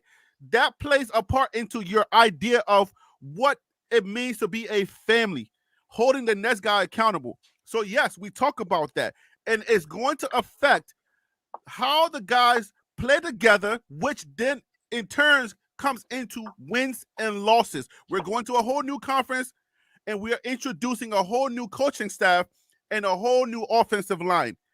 So How is that us inventing or coming up with well scenarios to judge Coach Prombat? just what you just said is happening across the kaleidoscope of football, and it happens every Then that means year. that we're not But inventing anything. That means we're just talking wait, about bro. exactly what's happening across the board. Wait, bro. So what makes this unique? Everything that you want to use as a litmus test does not apply to the Big 12. What do you mean? I want you to that to sit in. We going into a new conference anyway. It's only three of the teams we played before. So it's a whole new you got to get a breakdown on each team, each coaching staff, and all the movements is happening. So I can't say, hey, I'm gonna prepare for North Dakota a particular type of way. And they having movements happening because they might have a new OC, a new it's happening across the board in football. What you are talking about is men being able to do their job. And unfortunately, we in a new era in sports. And this is going to happen at a higher rate. Before you could hire a coach and guarantee he stay in place for 5 years. That is no longer happening. Let's deal with the reality of football today. So to use that and say, well, hey, the guys is not going to be at a place where they gel. Unfortunately, I thought we had people who were good or able to fill or plug a hole, but they weren't necessarily dogs, and they had a very limited football IQ. We could have looked on the field and see that Shiloh is commanding the defense from safety. So we talked about some of this already. So to change those things, you bring in people who are more seasoned, which means that they have to learn a new defense, a new offense, regardless of where they go. If they get blessed to go to the NFL, that has to happen anyway. If they jump in the portal, that has to happen anyway. And when he used the analogy of the military, at first I was like, where is he going with this? But it makes total sense. Because when you go in, the person you meet on the bus is different when they tell you get off the bus. When they tell you go on the line, you meet a different person. You don't stay with those people forever, but you are expected to perform. You're expected to get up in uniform. You're expected to pass your test. But you're missing the whole point here. You're missing the entire point. The whole idea is not But that the guy that you're getting on the bus with has to be he. Remember, I'm not sure if you remember DC saying that those guys can be different, but the guy that we send that's going to lead them got to be the same. That's what I'm saying. that is It's your not about position, the coach. individual. That is what I'm trying to bring the comparison. That is your position, coach. Your position coach, if you go to sniper trade, And you what have happens if you lose that individual guy? positions coaches. What happens if you lose that position coach? What's that? Okay, we gotta end this. People get deployed, Wait. bro. I Let think me it's just let me now just say that this. I think about it, his analogy makes Hold on. total sense. Hold on. Let me say this because I think people are missing the point. Because I'm reading some of the stuff in the comments as well. This is what I don't like. I don't like when people say something about Coach Prime, or at least we have a discussion, and then you come in and say, you guys are acting like the sky is falling out of the sky. The sky is falling out. It's a discussion. It's an idea. It's a perspective. But because it's Coach Prime, it doesn't mean that you can't discuss it. Because people are talking about other coaches and other schools. But guess what? Because this is Coach Prime, that's what this is. You can't say I want all the smoke and then the smoke doesn't happen. Nobody should talk about it. The This is critique what is it not the is. same, though, bro. What you If, say? if I'm being honest, the critique is not the same. It For is exactly example, the same. It's all FAMU this is coach went to Panda, hold Duke. on. Panda, hold on. All it is if you ask a question, then it's why you questioning Coach Prime. If you say synergy is going to matter, is because it's Coach Prime team, synergy is not going to matter. But when you go deeper into the playoffs, you start seeing how synergy matters. You start seeing how holding that that guy next to you matters when you go deeper into the playoffs. This is not about guys just coming in and playing. How can we say 1,000% synergy is not going to matter in everything in life? Synergy matters, but as soon as it comes to you ask the question with Coach Prime, then it's like, oh my gosh, we're talking about synergy now because it's Coach Prime. Yeah, No, but Harry, Hey, Harry, no can I say other something? coach. Hold on one second. No Okay. other coach is in the publicity line like that at the level of criticism. Exactly. So Duh. wait. So it's not an issue of he is above criticism, but I think sometimes we playing to the media game. So we They shouldn't talk doing about it. it at all. They doing it for likes and clicks. What we do Are here, you I think, suggesting we shouldn't talk about it at all? Harry, I think you're getting defensive. You're not letting me finish. I want to There's understand what the point is. Like, you're saying we shouldn't talk about it? I did not say that, Harry. You got to let me finish the point. I'm saying there's a percentage of people in the media space or even on social media that is naturally going to have that perspective. Don't say nothing. Ooh, ooh, ooh. They are super fans. Every program has super fans. I don't think you should base the critique broadly on those people because they're always going to exist. But then I'm saying in our critique, I think there's some overemphasis on certain points that every coaching department is going to deal with. So it's not a situation of we are in a situation of the roof falling out, but there are concerns. And I think they are healthy ideas to bring up some concerns. However, to the degree of the comparison is problematic in some cases. I'm not saying this is what's happening now, because that's what I'm saying. I think you're looking at the chat. You got to remember there's bots out there. Some of these chat people ain't even real, bro. So don't get excited about that. But I'm saying, and when we do critique, we have to understand, for example, FAMU guy just left to go to Duke to be a running back coach. He's a head coach. And I looked at it, the comments under the thing. Congratulations. When Coach Prime left Jackson State, there was very limited Panda, do me a favor and congratulations. tie it to what we're saying, because I'm not talking about the media. Tie this in and make your point so we can move on, because you're generalizing. I want you to tie it in with what the panel is saying, because we are bringing up points. Everybody's making their points and just saying, hey, based on this, based on my experience, this is what I'm seeing. I'm trying to figure out your point as it pertains to us, TLP Live, and what the panel is saying. Don't try to put it back off on anybody else. Put it on us. Tell me what your point is and how we are making it more than it seems. Tell me that so I can understand what you're saying. Don't make a general statement I tied to think me. you're missing what I say, man. Everybody That's what I'm understand saying, what I but just I'm said? hearing generosities. I'm tied to me. Anybody have a misinterpreting what I said besides Harry today? I'm listening. kind I of, sort disagree of. with you Let, on let, some let, things. kind All of, right. kind So of, two. sort of. Because what if I throw the word based on what the group was talking about? Harry, what I'm just gonna throw it. We don't have to go into it. I'm gonna throw one word out there, and it's connected to what we were talking about, or synergy and everything else. What if I throw in there infrastructure? Now, when Mhm. I say that, this is not a knock on Coach Prime. It's Right. just something that we're talking about now. Did I That say any of that is that? where I the think y'all are responding team will need to emotionally go, today, bro. huh? I never at one Everybody's point said, emotional but you. I No, never at no, one we're point not say what is emotional. I'm happening very is wrong.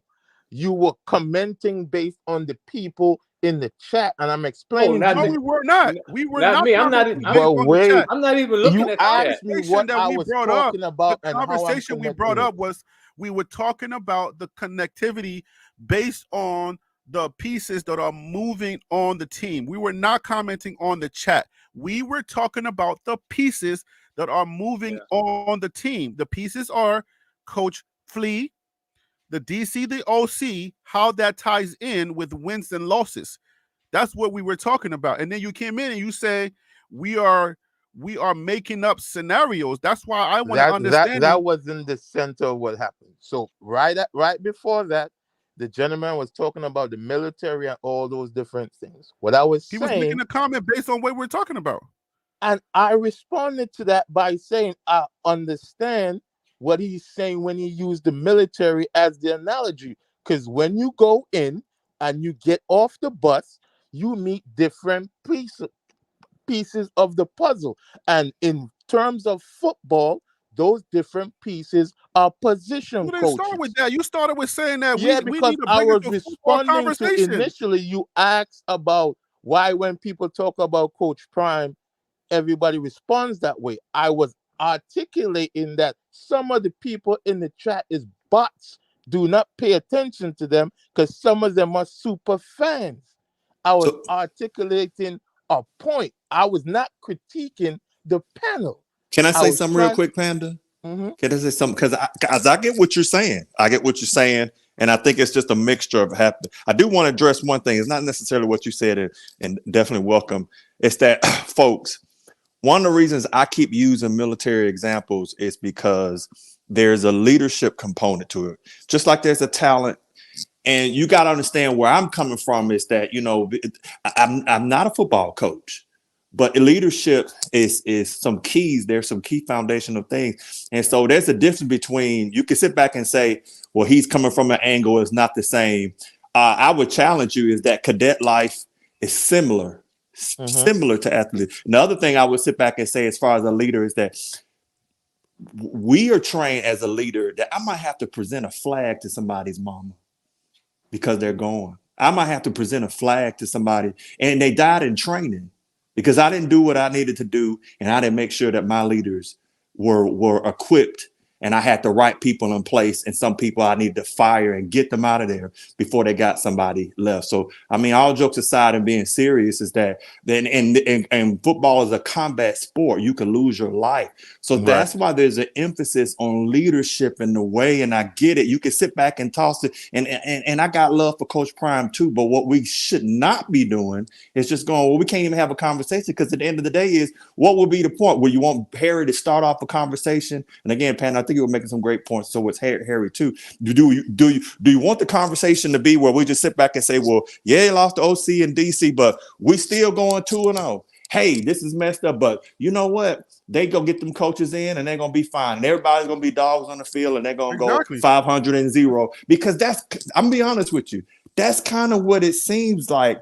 That That is is not my not position. no Panda. Okay. You that ain't what you're saying. What Okay. you're saying has validity, but when you Mhm. look at the totality and balancing and some of the stuff that Harry said, some of the stuff we're seeing is kind of like there's a section of it where a section of Colorado fans and football fans that just want to talk, but there's a small percentage that don't want to hear anything unless it's rah rah rah. It don't matter who we get in. Yeah, this person's crap, Jordan Seaton crap because he didn't sign yet. Then we don't need him anyway. Then as soon as he signs, great job. And I'll give you one thing, like example, like we look at things, like I'll look is that Coach Prime is always on the move, doing things. But I'll give you something like this in a panel of this a good discussion is when we see Shador down with Seaton. That looked great to everybody. Me as a leader, I'm asking, well, what do I think the other old linemen think when they see that? Are they good with it? We can't assume that they are. They may not be. But the bottom line is, that's kind of where I'm coming at, is that if we can't have, I agree with Panda. We don't want to be overcritical of Coach Prime of Colorado, but we also don't want to be to a point where we can't have some. So I mean, Harry, I'm gonna ask you. It's like you keep saying it, but say it again. Exactly where do you want us to come from, and what do you want the conversation to be like? But let me just respond to that real quick. I am in no disagreement with anything you just said. All I'm trying to let you all see that a lot of the percentage of people who go into super fandom is going to do it with or without information. Their defense of their coach is with or without information. When I first moved out to almost by UGA, everybody was wearing red and I didn't get it. And I was the manager at the store and it was like, you don't know? And like they physically wanted to fight. And they didn't realize I'm active like that. But it's like, hey, they seriously were passionate that I didn't know that, or my thoughts in the moment wasn't perceiving that, oh, you're supposed to have on red on Saturday. You see what I'm saying? So there are always going to be super fandoms who don't want to hear or don't want to perceive nothing. And what I was saying on the social media space, there are a lot of bots and super fans. So some of them aren't real and some of them is going to be overly sympathetic. What I'm saying with us and the panel, we tend to be balanced in our critique or in our analysis because we based it on what's happening. Only difference I was saying was, hey, we going into a new conference. And a lot of it is going to be new regardless. The beautiful thing about now is we have a foundation to build on. We have actually a recruiting class and a bunch of players that we thought they wasn't. Okay, Pedro, I got a question for you. Mm-hmm. This is I hear what you're saying, but this is my question to you. Mm-hmm. Regardless of everything that's already happening around college football, regardless of everything that's going on with every other team, which is the team, which is what's happening in a general sense, which is the point that you're trying to make, and us going too deep into certain things, maybe seems unfair to Coach Prime, but as a fan base and me having a position saying, hey, let's protect the ticket, right? Let's understand we discuss these things. It puts a stamp on it. It gives you more understanding, and then getting different points of view, it gets you more of an understanding of, oh, that's why they talked about that. That's why this helps the fan base, because you know what I've experienced over my time covering this team over the year. I've seen a lot of people change their position. I've seen a lot of people become more critical of Coach Prime because of that grace that doesn't get discussed, because of that thing that nobody wants to talk about, that little thing, whatever that thing is that nobody talks about, is what happens if it goes south? What happens if this happens? Nobody wants to touch on these things, which makes this show great because we touch on it. So what happens if, let's say, 1 or 2 games are caused because of this thing? It could be synergy. It could be the fact that we didn't have a cohesive team. It could be anything. Those things that people don't want to touch could be those things that cost us W's. We're going to 12. We're going to the top 12. We want to be in the top 12. What happens if this thing happens? But when I first came in, I gave the example of Florida I want State. people's minds to go there, is because when we don't discuss these things, when we don't talk about it, their people's perceptions are going to change with Coach Prime again. They're going to start. Nobody really wants to protect the ticket. They just want to hear good stuff. In my brain, the way that you protect the ticket is to talk about it, get it out in the open. Oh, we talked about it. Oh, on TLP Live, we talked about it. So I understand how this happened, why it could have happened, and we can apply that grace. That's all I'm doing here. I'm not trying to say this ain't happening to any other coaches. The Big 12 is something so new that Coach Prime is not going to survive. That's why I wanted everybody to understand the conversation has nothing to do with the sky falling out of the sky. You know what I'm saying? The clouds are falling out. It's not about that. It's about touching those sensitive points that nobody wants to Can I touch. ask a question, Harry?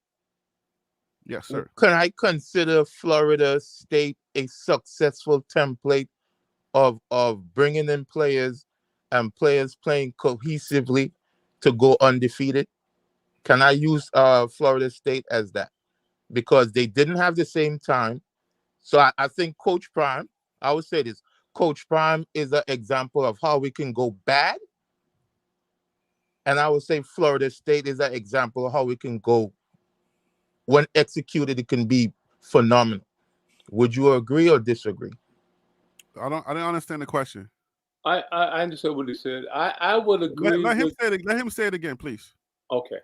So structurally, cohesive, and all of the points that we are bringing up, I think they are phenomenal points. They're essential for successful football, regardless of what team it is, right? Mm-hmm. So we had a season where we can attribute those things to a lackluster performance from the team. Okay. There were other factors, including sabotage, including level of talent. There were some other factors, right? Mm-hmm. Oh, So one we second. can. Hot tips for tlpsports@gmail.com is on your screen, guys. If you want to call in, then just look into that part of your screen. Is right above your screen. Hot tips for tlpsports@gmail.com. If you want to call into the show, go ahead. Go ahead, Panda. So using that litmus test, we inherited a team that didn't have a bunch of 5, 4, or even 3 stars. Mm-hmm. Then Florida State uses the same template, and because of legacy of the school, they were able to get better players. So it's not a direct correlation in terms of same type of team, but they were able to translate into an undefeated season. So I'm saying the cohesiveness that we were using as something to keep our eyes on, I could also say on short notice, Florida State looked cohesive. I could say on short notice, Florida State executed at a level that we didn't really process that it was a put together team. So all I'm saying is I have an example of the things that you're using to say, well, hey, Coach Prime need to look at this in terms of it's going to be a wrench. I have an example of it being successful with the same format. So so you have one example, but that one example doesn't. It's like saying I have a black friend.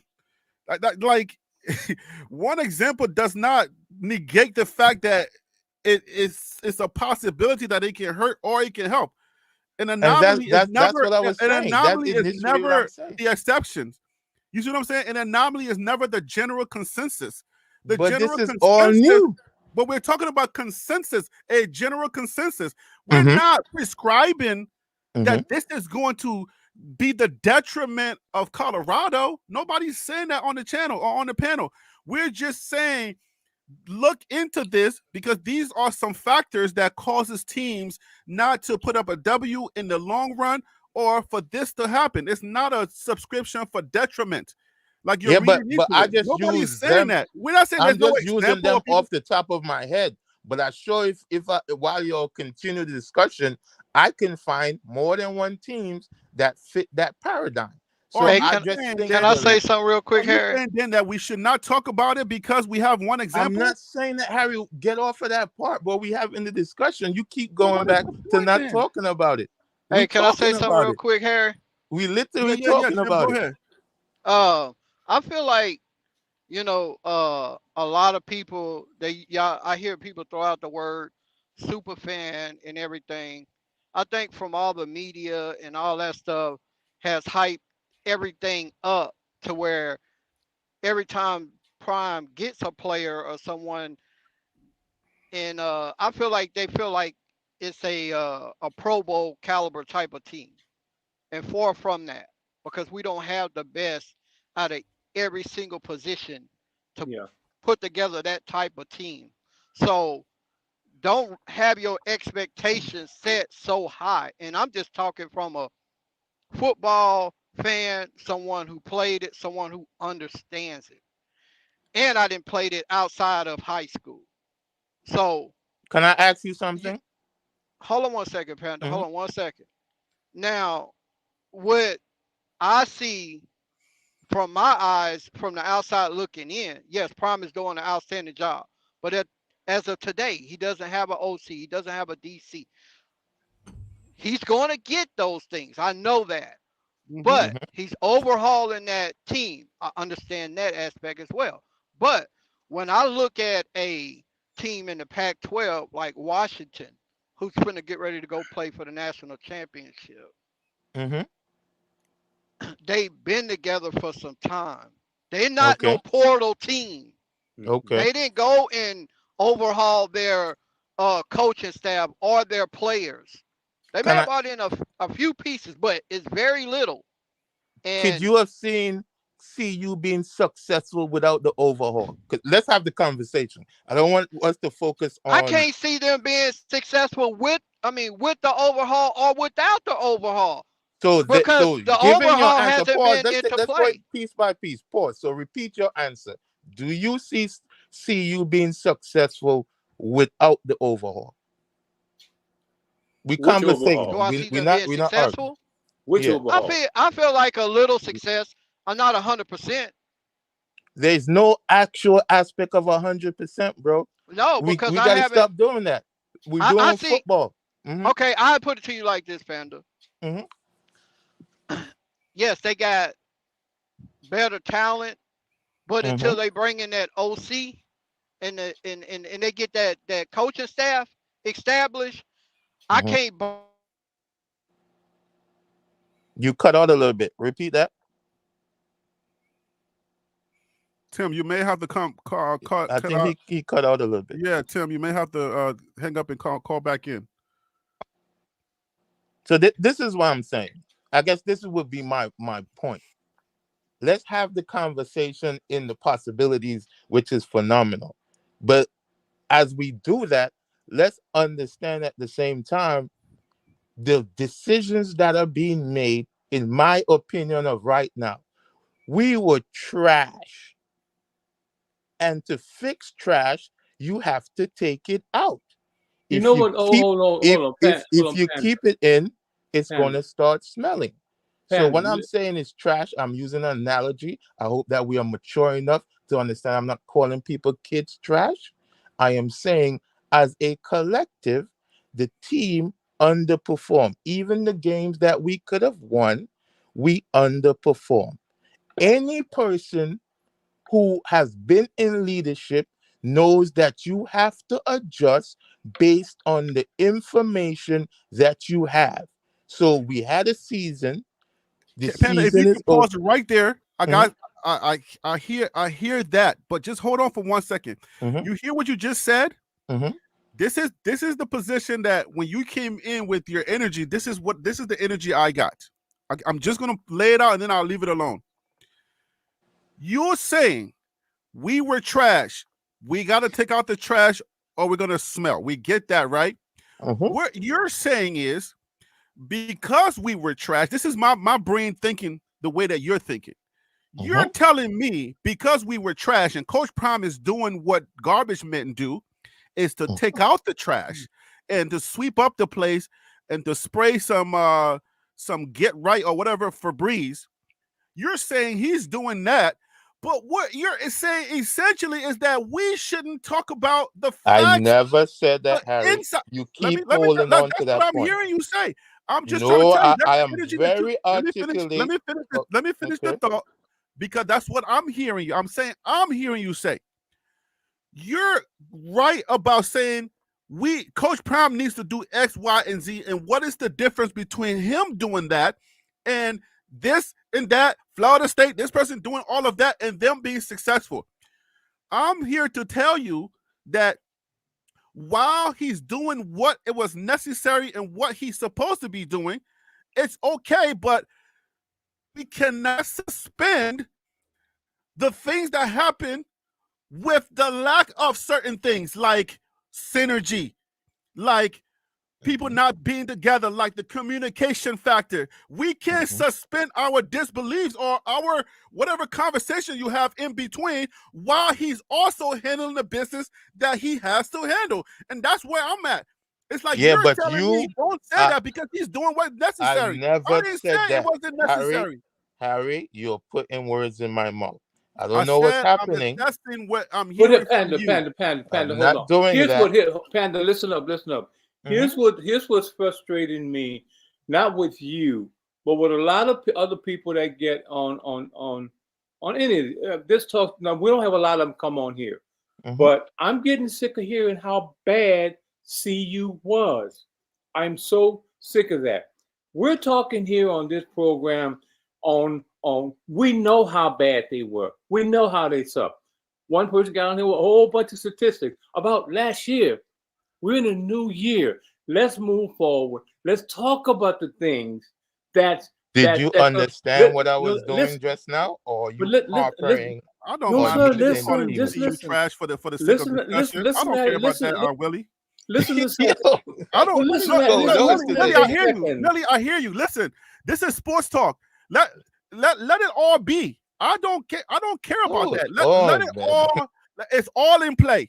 Whether you call CU trash or good, we're gonna have the conversation. It's all good, and I want it all to be part of the conversation because who said it last time? Let it flow. We can't allow the spirit of let it flow and say, well, this is off limits. Let it all be. As long as you make your point and it makes sense to everybody, then that's cool. But And let it flow. the Let it funny flow. thing is, I addressed that to prevent that from happening. And I just think I don't know if we are listening to respond or we listening to understand, because what we are just critiquing and saying the fans them are doing this right and doing that, and nobody could talk about Coach Prime and nobody could talk about the team. I just said we underperform and the team was pretty much trash, and your response automatically was the same thing Harry was talking about. You just proved the point. So I was just showing you I am fair in my critique. I am not coming from a position of super fandom or super hate. I really appreciate the position that he is as a coach and the opportunity that he was given. And I'm in a position where I believe in the vision. All right, The Willie forgives you. Willie forgives you. Just address my point. Address my point because that was your overarching sin, if I may. Your overarching sin to me. I felt like the way that you came in with the energy that you brought in is to say everything was happening and it's happening to everybody. So why are we making it a big deal when it comes to Coach Prime? That was I said. All I'm saying. I'm not saying you can correct me if I'm wrong. That's all I'm saying. I was reading from you. And I'm saying, like, even though everybody's addressing these issues, it doesn't mean that the idea of synergy, the bad things that can happen, the good things that can happen, it doesn't mean that's off limits also. So the funny thing is, we talking about that, and William Berry is in the the comments going at me. So it's like, it's funny to I me thought you said because don't worry about those people, they're no, bots. but I'm just bringing it up to show you. I I'm thought bringing William up Berry in was a real bot. time to show you, Okay. even my position being extremely balanced William was isn't good a enough bot. for somebody. William That's is what a I'm trying bot. to say. Leave it alone. You told me that. We are always going to be in a situation where the opinion, because none of us are in the room of Coach Prime, so we're always going to be in a position where our understanding of the football and what we see is not going to be pleasing to everybody, and I Hey, accept that. hey, Trying to dodge Panda, my I have a question. question for you, Panda. No, hey, wait, Tim, wait. Panda got to Has answer my question. He's trying to dodge my question with William Bot. Leave William alone. Answer my question. Crazy. Repeat the question. See, that's the third time. Okay. No. You're okay. Listen, I was just. I'm a person that never forgets anything. All right. I'm just gonna let you know that. Mm-hmm. You came in with your first initial statement Mm-hmm. was you guys are making up scenarios when it comes to Coach Prime. That is what you came in. Then I pushed back right away. Okay. And the idea, and then when you kept talking, I started to think, I was like, okay, what is he really saying? And then I started to hear you repeat the same thing, which is usually what people do.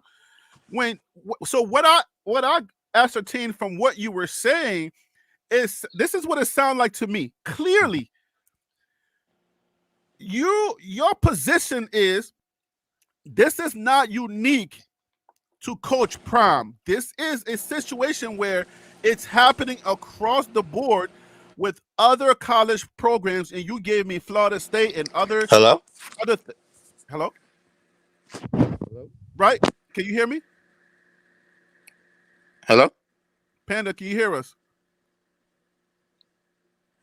Hello. Okay, I don't know if Panda is hearing us or he's answering the phone. I can But hear anyway, Panda. You can hear me? we can hear you, Panda.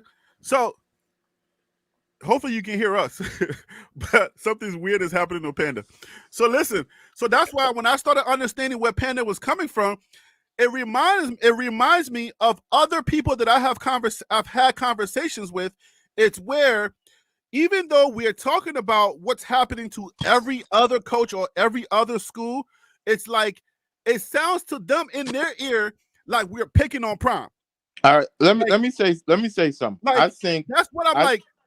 Let me finish and then you can answer it. So it sounds like you were coming at us saying, "Oh, we're making up stuff," and I'm just saying, no. This is natural stuff that happens when you don't have X, Y, and Z. It doesn't mean that it's not happening to X, Y, and Z school. It may be happening to everybody else, but we're discussing it because number one, this is our team.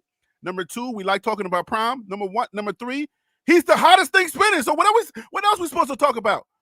So it's like when we go deeper, then it's like, oh my gosh, people in the comments saying, oh, the sky's not falling out. I was like, because we're talking about it doesn't mean that I'm saying the sky is falling out. It just means that I want you to be aware of it. It's a perspective. Go ahead, Panda. I think three things will happen at the same time. I think when I came in, I'm looking at the chat, things said in the chat, picking up on the panel at the same time, and what I came in was what's on my thought process at the same time. Oh, okay. So I'll forgive you. So Yeah, taking a step back, I'll forgive you on that.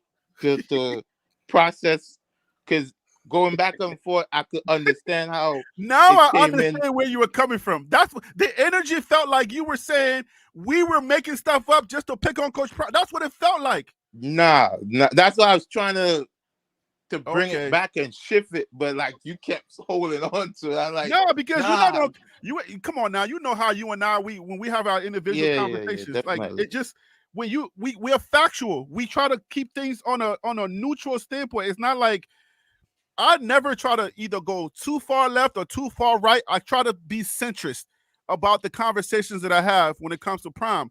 I don't like when people are way too over there and when they're way too over on the other side. I'm protecting the ticket because the way far left conversations is what you gotta. Coach Prime is great. Leave Coach Prime alone. Never discuss anything. And guess what? This season, when we went 4-8, a lot of those people they switched their conversations. Now they wanted to talk about it. Now it's okay to talk about. That's why I'm like, something sounds real funny right around here. Something smells real funny. So now I got to protect the ticket. The ticket is I'm going to touch those things that you don't want to touch because if I don't touch it and you get the record that we've been talking about, you're not going to apply that same grace. Guess what you're going to do? Oh, excuse me. Now Coach really sucks because this is all his people. He chose all those people. He sucks. Fire Coach Prime. Do you understand what I'm saying? To be honest with you, I will be more harsh in my critique because at this point, he will have all his people. I have been firm on that stance, but he's in grace mode with me because I believe this is his first recruiting class. I just think if I could be in defense of of the people, That's when I it right think of there, Panda. huh? Right there, what you just said right there is what I'm trying to protect. What? Right there, your critique would be harsher. And that's Mhm. the harsher critique we're having right now. And that's so that you can apply that grace that needs to be applied so that when we get there, you will already have that grace so that the harsh critique would not be that harsh because we are talking about it. We know what is going to happen because of these things. Because when DC tells you, hey, man, we need to look at this.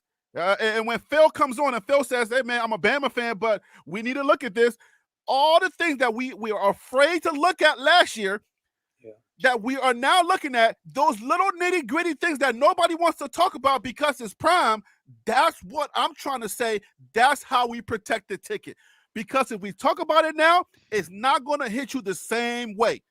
That's what I'm talking about right there. Protect the ticket, apply the grace now. And the same I thing mean, that happened last year is happening this year. This what's that? year, I said the same thing that Mhm. happened in Prime's first season. Mhm. It's the same thing that's happening in his second season. Don't In let terms that of fly. what? Hold on. It's in terms of new Turnover, coaching roster style, turnover. roster turnover. So right Mhm. now, what I'm paying attention to is what's going to translate on the field. Because if it doesn't translate, I understand, I can clearly see that, okay, 2023 and 2024 is the same thing. Okay, now let me see what 2024 is going to translate on the field. Because if not, it's the same type of season as 2023. And that's just from a football Well, perspective. but even when we add into the football perspective, we do understand that there were people that were redshirt. We understand that there are people who there was a lot of dynamics of people who are coming back. So that's what I'm saying. Now we have a foundation of some form of unity on the team of people being familiar with each other. In the first season, we didn't have that. I think what happened, if we want to relive history, we won three unexpected games back to back with a patched up team. And I think the fandom in us got out of control because all the professional NFL programs and ESPN programs came to Boulder and they emboldened it because it was good for business. Any one on the panel here who love football, we all know it takes 3 years. So I'm not critiquing any of your viewpoints. I think man, I'll go far and say most of y'all are absolutely correct. Just But you, understand there are few caveats in the midst of it. The so reason why I think globally or socially, it seems like everybody keep ripping on Coach Prime because social media is an ecosystem of the same thing happening. So you go somewhere else, it's the same thing. You go somewhere else, it's the same thing.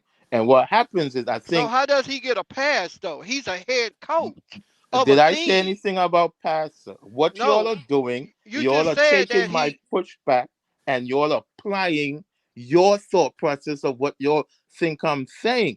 I am articulating myself quite well.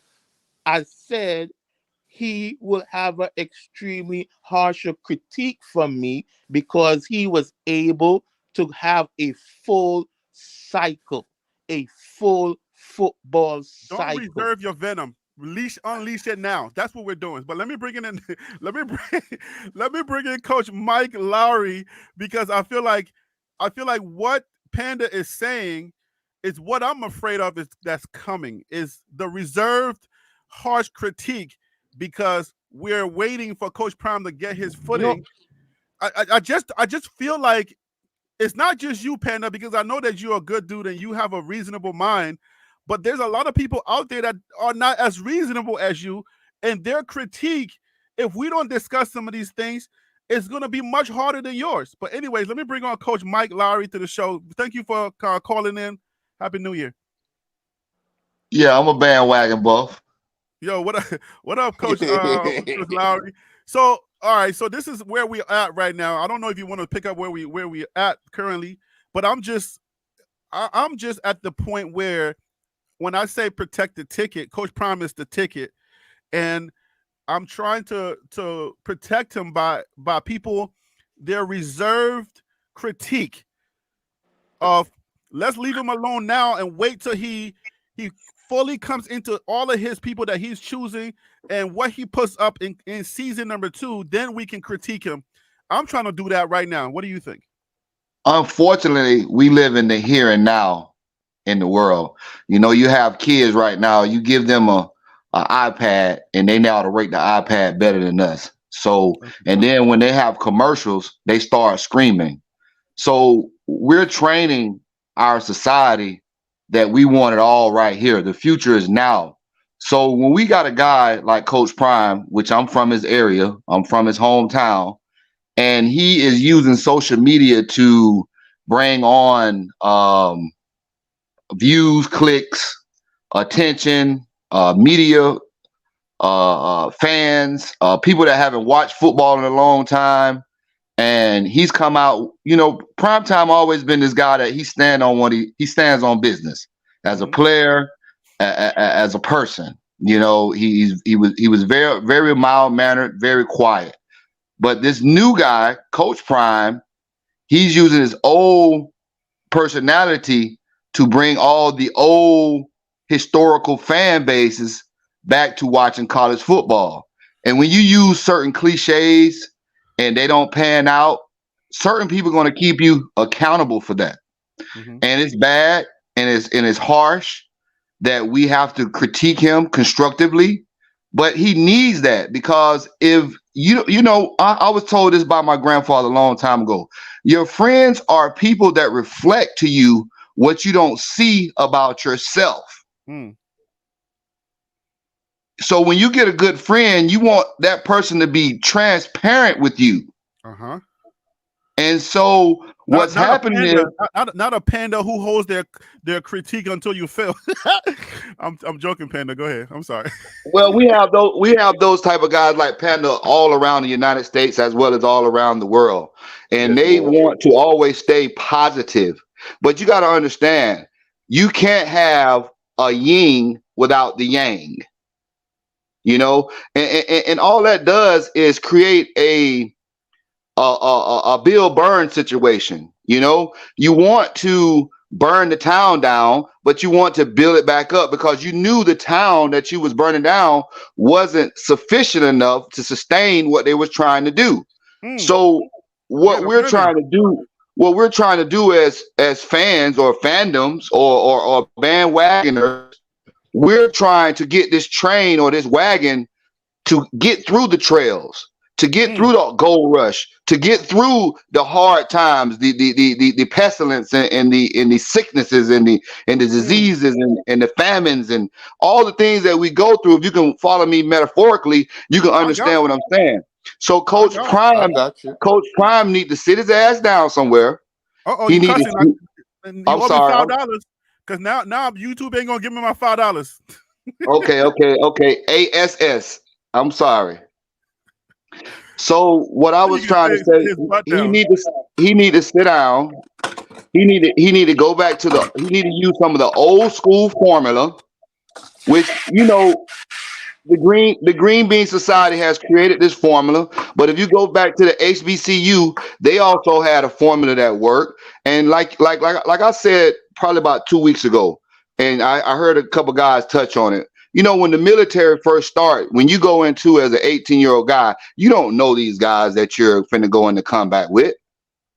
But you sleep together, you wake up together, you eat together, you talk together, and you build a camaraderie. You build a harmony within the PT.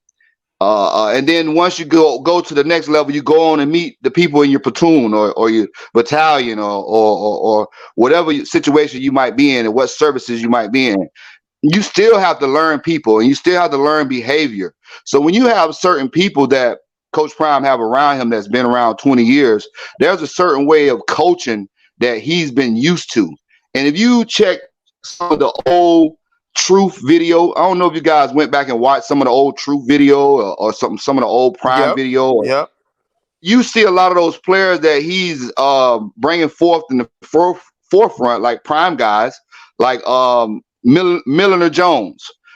He's been with Prime since he was 13 years old.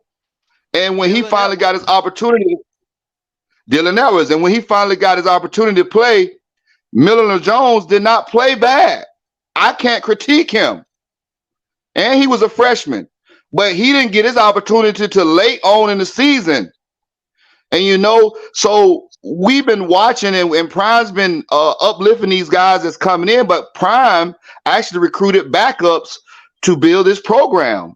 And a lot of people weren't paying attention to that. And now Prime has been paying attention to the real platforms that's been really critiquing him, and he's been exposing the information that he's getting from these platforms that has been really critiquing him, because we want him to be successful. He's the modern day Martin Luther King, but also he's mixed in with a little Muhammad Ali. You're going a little too far, buddy. All right, so all right, Coach. Let me bring back Ronte, but we're adding Sam. We're adding Sam to the fold, guys. As long as you please keep the colorful language to a minimum, or not at all, please. So let me respond to that, Harry. No, you can't respond yet, man. Let me run the show. Sam, welcome to the show. How you doing today? Thank you for calling in. Happy New Year. Happy New Year, everyone. I'm super excited. I feel very positive about the direction, even though things are kind of unknown right now. I called in a couple of days ago, and I was all excited and all really passionate about Coach Kelly leaving, and I was like, "Yay, he's going! I can't wait." Oh, that's the same Sam. Okay, I see. Yeah, that's the same Sam. So yeah, I feel like, you know what? Look, we can critique this season until we're blue in the face, but the facts are the facts. We did end it 4-8. Sam, before you go on, let me ask you a question. Yeah. Let me pose this question to you. Do you think it's okay to have a conversation about the nitty gritty? Should we go into the trenches? Should we ask the unthinkables? Should we talk about the things that nobody wants to talk about? Is that okay, or is that off limits? I think it's absolutely fair. I think now is the time to do it. I think the season has ended. We can better make an assessment as to what we saw.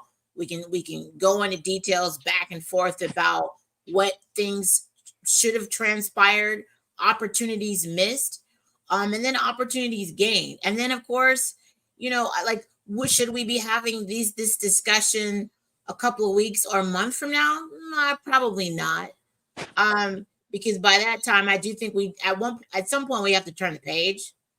But yeah, I don't think there's anything wrong with saying, "Hey, let's talk about some of the nitty gritties that we saw that we could have done differently." All right, so DC, are you still there? I'm still here.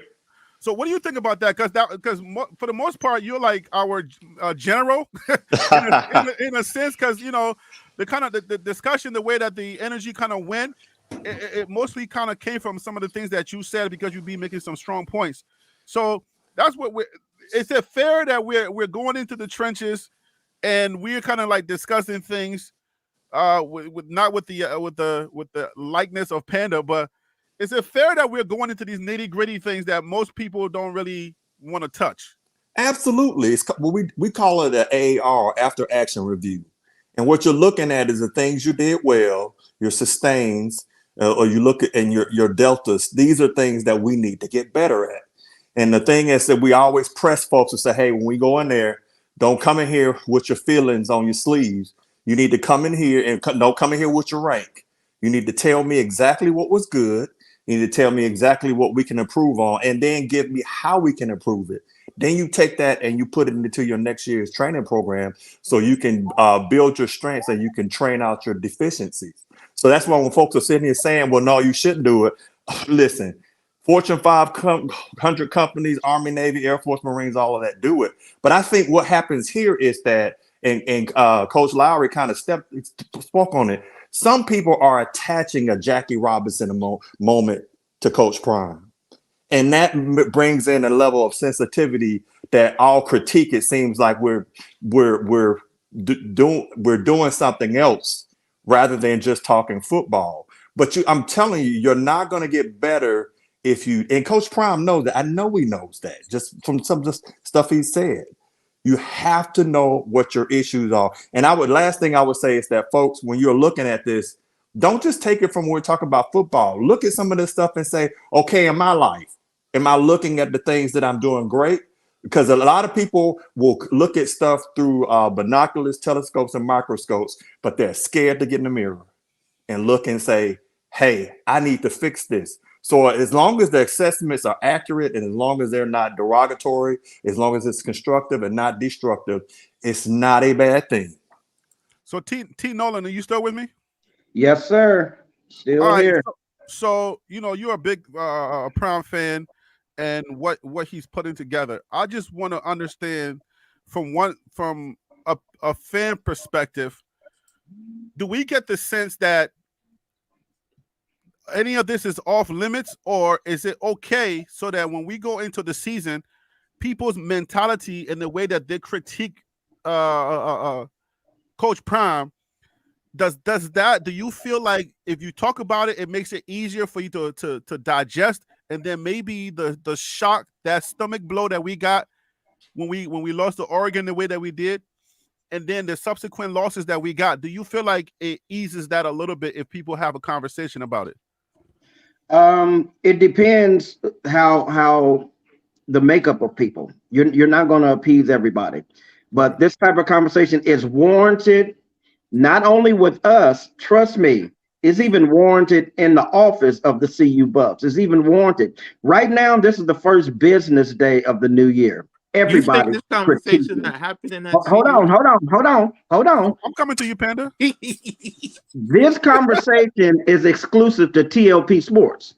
So we can't compare this particular conversation to others, but this type of conversation is happening. I think DC just said it. Every Fortune 500 company, you critique, you go over the last year. What were your highs, your lows? Okay, what was our profits? What was our losses? Trust me, that happens in the coach's office too. I don't care if you won. I don't care if you lost. It happens every year. It's a part of business. Is it off limits? Absolutely not. We're talking about it, and trust me, they're talking about it. They're on campus too. Why? Because the goal is to get better. I don't care what kind of business you have. I don't care what kind of sports team you have. The goal is to get better. Yes, I'm a Prime supporter, Coach Prime, but I'm a Prime supporter that can critique him and talk about him and yet, still support him in the same sense. I'm the same way with my children. My children, 100%, I'm behind you, but when you do something wrong, I'm going to tell you. There's nothing different. So, right. Yes, we have to critique them, but move forward. Okay, so James Wilson said, problem, Harry B. Harry, is you cannot protect CP. He does not need your protection. Well, I mean, we are fans, and we are the same people that's going to criticize him harshly when he does poorly and when our expectations does not meet whatever he puts out. So I say protect the ticket from a fan standpoint. I know Coach Prime don't care about who I am or whatever it is. I'm not saying that. I'm just saying from a fan standpoint, you got to protect your leaders at a certain point. Somebody's got to be able to stand up for your leaders and say, hey, this is the natural link or the natural space and how things happen. And some people have actually learned a lot from the show. Some people have come to accept certain things the way they are because we discussed it. So when you say he doesn't need my protection, I know where that's coming from, but I push back to say that you're in the wrong spirit. You're in the wrong idea. You're thinking that Coach Prime needs me, and I'm not on that wave with you. So James Wilson, all right, Panda. So you tell me, Panda, have you learned anything? I know you haven't. Go ahead. Wild Dog, I need your support. We're Wild Dog when I need it. Panda, have you learned anything from what everybody? Okay, let me make it fairer for you, Panda. Mm-hmm. Was there? Did we? Oh, I want all the smoke now. You ain't got to. I know you would. That's why. We have great conversations. So, Panda, that's why I want to ask you this. Mm-hmm. Do you feel like your assessment of what what we were trying to say or do you feel like it's been rightly talked about or not? No, I think as fans and people paying their money and investing in what's going on with CU, I think anybody who's spending their money or anybody a fan of anything will have positive or negative critique. I'm not on that side of things. I think, like I said, coming into the chat, I'm responding. My train of thought is based on something in the chat, and then the conversation I inserted with a train of thought based on what was happening when we was typing in the comments. But overall, I believe that having these discussions is great. Everybody has a viewpoint. What I try to do is nobody's advocating on his behalf. So I try to insert, hey, just remember to think about this when you think about that. Think about X when you think about that. That's clearly the position I've been on the panel doing. I'm not saying that we shouldn't have the discussions. I think some people in the comments may have boosted that energy. We've been doing this. So this is for those who probably never heard me, like we've been doing this. This is not new. Okay? And we are at the end of the day, we show love at the end of every stream. So it's not that we leave it with animosity or anything like that. Not at This all. is from a good center spirit, or else I wouldn't be here. I don't That's function right. in negativity like that. That's I right. want So it, I want that to be understood. So we want everybody to understand that this, you know what I'm saying, we're doing this out of a place of love. And this is not like, oh, one person's opinion or thought of what we're saying is better than the next. People have opinions and they have different perspectives, which makes this work. If we were all just yes men, I don't know that this works. You see what I'm saying? And it's okay. These type of conversations are healthy for the fan base. This is for the fan base. Coach Prime is not taking my advice, people. Please understand. I am not on his advice team. It's these type of conversations. But do you know, hasn't it been kind of, I guess, uncanny or kind of weird on how a lot of the stuff that we talk about are always addressed some weird way? Like almost like every other day we hear something that we talked about on this show just happened. So I think it's a healthy conversation. So Tim, let's move the conversation forward. I'm gonna share my screen with y'all, and I want us to discuss this. And then this is supposed to be a 2-hour show. It's New Year's. I was gonna we're changing the format to 2 hours, TLP live. But once again, you guys have pushed me. So are you guys seeing my screen? yeah, I can see it. All right, so Tim, I want you to take this prime position of need. As the DMVR buff guys, they did it on the 31st. They posted this on the 27th, but they talked about this in defensive tackle, edge, linebacker, cornerback. Or will you put this in the same order of importance, or would you shuffle this a little bit different? Defensive tackle, edge, linebacker, cornerback.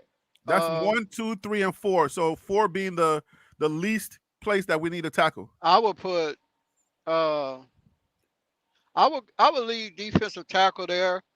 I would leave move it over defensive tackle.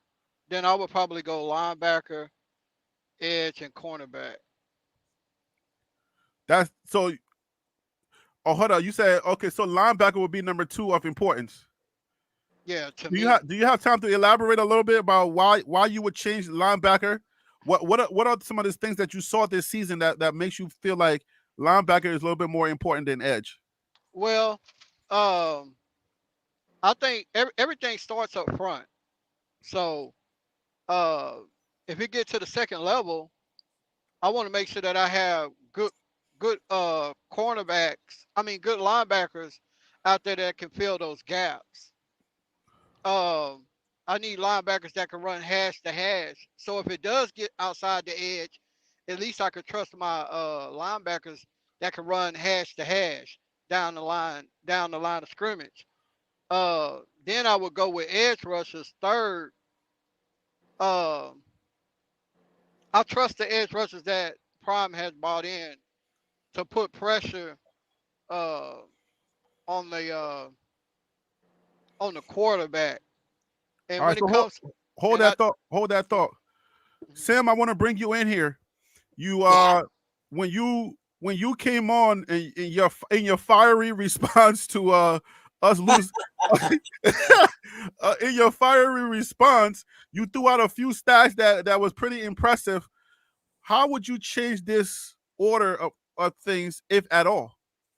I guess for me, I just like the caller before me, I would probably say defensive tackle 1, linebacker 2, edge 3. But all those 3 are important. I think we're okay with cornerback though. I don't think we're okay. Really? Why? I think we need 2 more because we want to. Have you watched any of the football since we lost? Well, I mean, okay, Cormani's probably going to be better next year, right? Probably. We're hoping. Yeah. Travis. I think so. I think Cormani's going to be up to speed. Travis Hunter is, Travis Hunter. So that's 2 cornerbacks. But is Cormani going to be at the level where we can trust him to go deep into the season? Deep. Not like, oh, we're going to win 5 or 6 games, but deeper. I mean, you can't really say that. I don't mean to interrupt you, Sam, but you can't really say that, Harry B, because Travis didn't make it deep into the season last year too. Anything can happen at any given time. But I can trust Travis because I trust his talent. I can't trust Cormani's talent right now to say if I go deep into the season, I know that Cormani is going to be Travis level. That's why I can say that. Oh, okay. So you basically talking about depth then? Talent. I'm talking about depth. talent, like pure talent. Okay.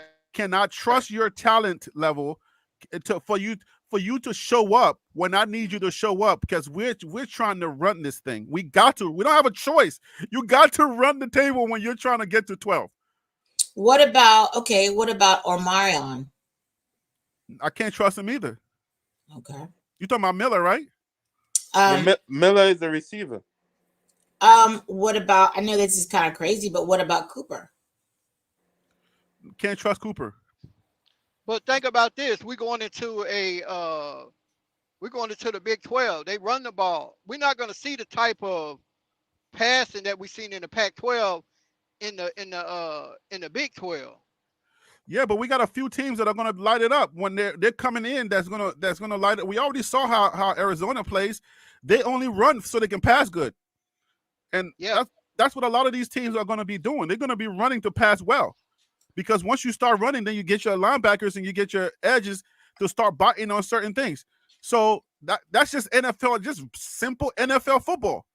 So I can't say because they run that we're not going to see our cornerbacks show up. No, everybody got to be ready to go because these teams are going to be very. Let me bring somebody else. Hold on. Let me bring on. What did he enter the transfer? What about Kendrick Breedlove? Yeah, he's in the transfer portal. He's out. Oh, okay. All right. So DC, you still there? I'm still here. All right, DC. How do you see this list as far as? Wait, man, I'm waiting to answer. DC just got here, man. Who you say? I said I was waiting on answering it. DC just got here. Oh, but DC was here before you. It's a joke. Joke. Come on, stop playing with me. It's a joke. So DC, how do you see this? And I'm going to T. Nolan. DC, how do you see this list? Would you reorder this list, or do you think it's pretty accurate? Try to keep your answers kind of short, guys.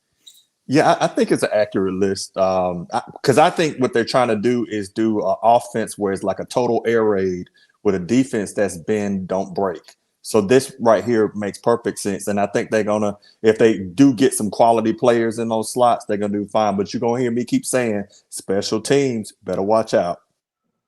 So y'all, has the panel been watching the offseason?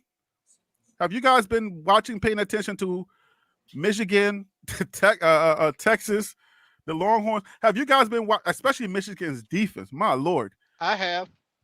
Like what? And then a lot of these games, some of these games are coming down to like the last play. Every time I watch, I try to imagine Coach Prime's team and who he's putting together and what he's putting together. So T. Nolan, this list to you, is this accurate to you, or would you reshuffle this list? I will reshuffle it. I think the linebacker needs to move up at least to number 2. Who do we have returning linebackers right now? I think the guy from Clemson. That's it. Exactly. And I thought he was a senior. Little guy. But he got one more year. That's it. Okay. Then maybe we need to. All we got is Levante Bentley. That's the only name I can name you. All of the rest of the guys, but they weren't that instrumental. Juju disappeared, right? Yeah. And I guess because of his sins or whatever woes that he had, he disappeared. One guy jumped into the transfer portal. We converted our safety, Trevor Woods, to linebacker. So it's like we're in trouble. Right? So let's with defensive tackle, I think we've already upgraded in a lot of these areas. Linebacker is gonna have to be number 1, man. We have 0. We got a couple backups as linebackers. We have no leader or dog as a linebacker right now. So for me, linebacker 1. Okay. I think y'all counting bad though. We got about 3 people in there. We have y'all are counting bad. Y'all counting. So here's the thing. You'll get your chance to order the list, Panda. I'm coming to you next. So with that, we got one. Okay, we got one coming in. But don't you think that's probably the reason? Speaking of corners, Breedlove left. Some of these other guys may leave too, according to what they see coming in. So they know that, okay, there's upgrades coming in. ABCD got limited playing time this year, so probably won't get none next year because we got starters coming in, we got dogs coming in, we got leaders coming in. But linebacker, we got one, but we need another. Does DJ, what position DJ play? Who's DJ? Edge rusher, DJ Lundy. You talking about Lundy? Yep. Lundy's he's the number 1 linebacker coming in. Linebacker. Is he linebacker or edge? Linebacker. He's linebacker. Okay. He's rated 91.3 as the number 1 linebacker in college football. Okay. So we got I know what I'm talking about. Hey, all right, go ahead, Panda. How would you order this list? I will keep the list the same way. Here's the reason why. Try to keep it short. Yeah, to keep it short, we need some tension at the line, but we need to get to the quarterback to have an effective secondary. I think what happened before, they had all the time in the day to do whatever they want.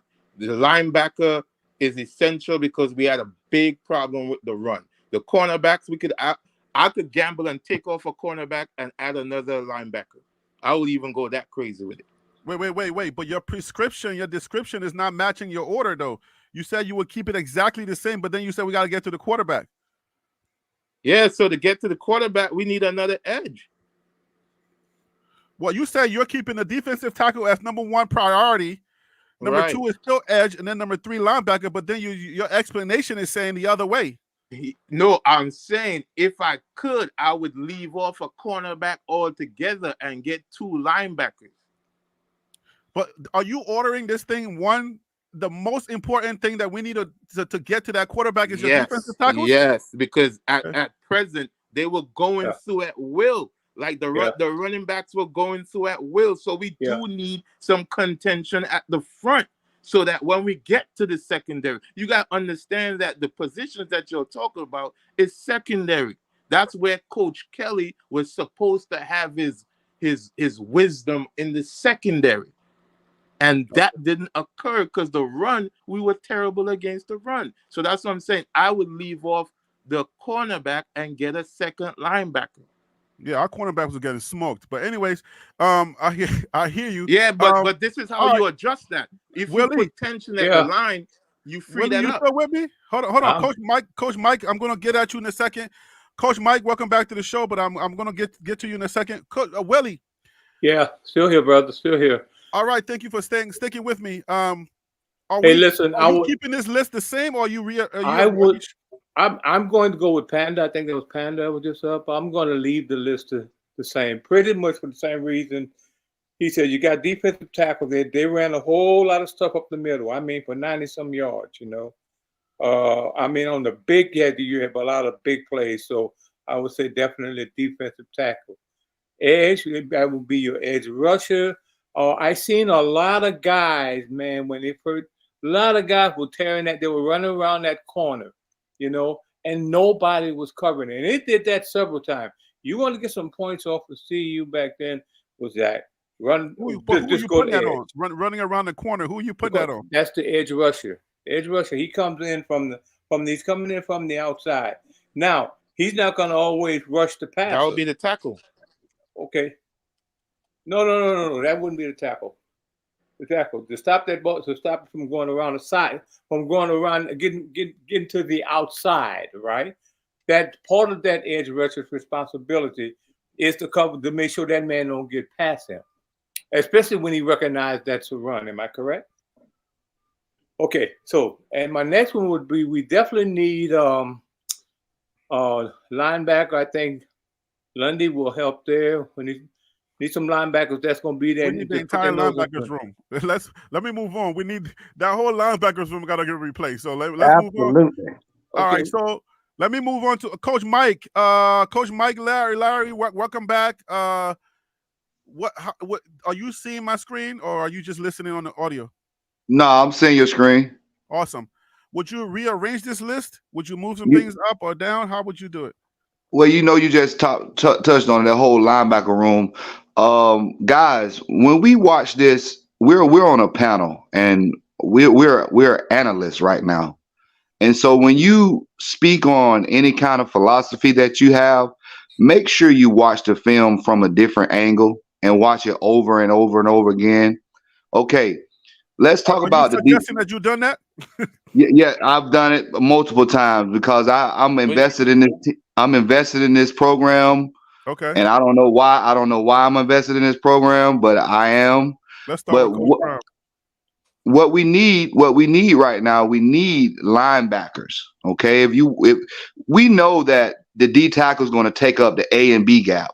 All right, if we have them slanted in a 1 technique, 2 technique, or a 3 technique, Coach Kelly's defense was a 3-3-5 or something like that, and moving linebacker to number 1 position, or you're saying I'm moving linebacker to number 1 position. That's the number 1 position on the field right now, because linebackers are made to cover sideline to sideline as well as inside gaps. Okay, my second position would be the cornerbacks, because we cannot have a guy taking the ball off the top of a man's helmet.